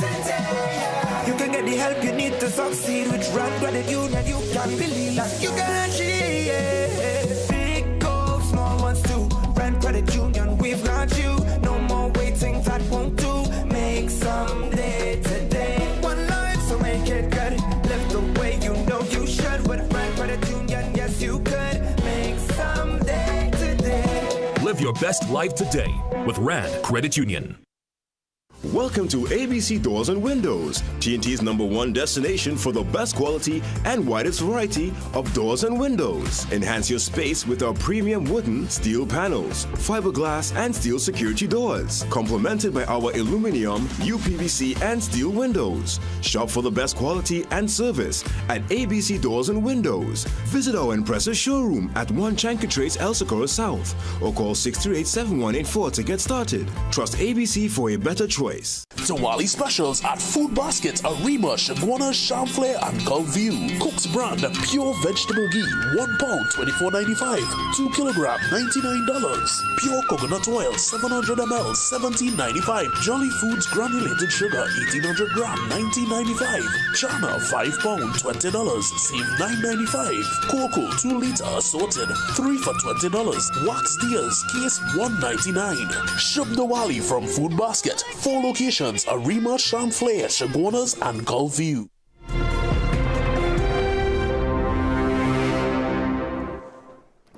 Welcome back. As we look to wrap things up, I want to say many thanks to, of course, our friends at 3 Star Sportswear, Rossi, for the branded Morning Brew Cup. Definitely going to enjoy this and take this home. I will be taking this home, huh? Just letting you know, right? And of course, they do all the printing technology, your latest in printing technology, and all your advertising specialties. So well done to the 3 Star Sportswear team. And just in time for our morning brew, because it's budget day, we say many thanks to Burger King for breakfast. Yes. What you mean? We're getting some croissants there, folks, assorted with eggs and cheese, bacon and cheese, ham and cheese, and French toast. Yeah, it's Burger King. We say, have it your way with Burger King. We should have budget every day. That's what I'm saying. I would love to have budget. And look, that is breakfast. Well said. Well done. Of course, during the course of today, extensive coverage. Bhavita Gopal-Chan, she steps in from 12 o'clock, from 12 to 12:15 for the midday news. From 12:15 to way after 1, you're going to have Ryan Bechu stepping in with the pre-budget analysis. He's from 12:15 to 1:45, so that's a nice marathon session there. The budget, main course, we're going to go through that. Later on, news with Ria, Tajasi, and Jamark. That's from 7 to 7:30, a shortened version. And Ryan steps back into the hot seat from 7:30 to 9 p.m. for the budget post-budget analysis. But budget coverage all day, right here on CNC3, Promises and Priorities. Cheers to you, Trinidad and Tobago. Have yourselves a great one. God spare and back for more tomorrow. And thank you so much for tuning in and for being a part of the Morning Brew here on CNC3.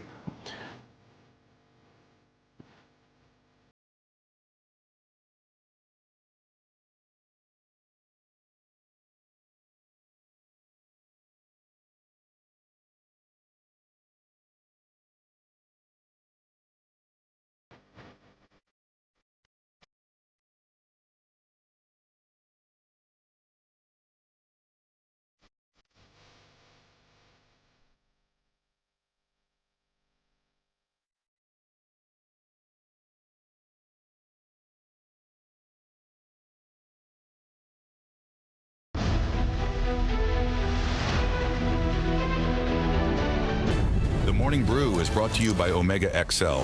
Live long, stay strong.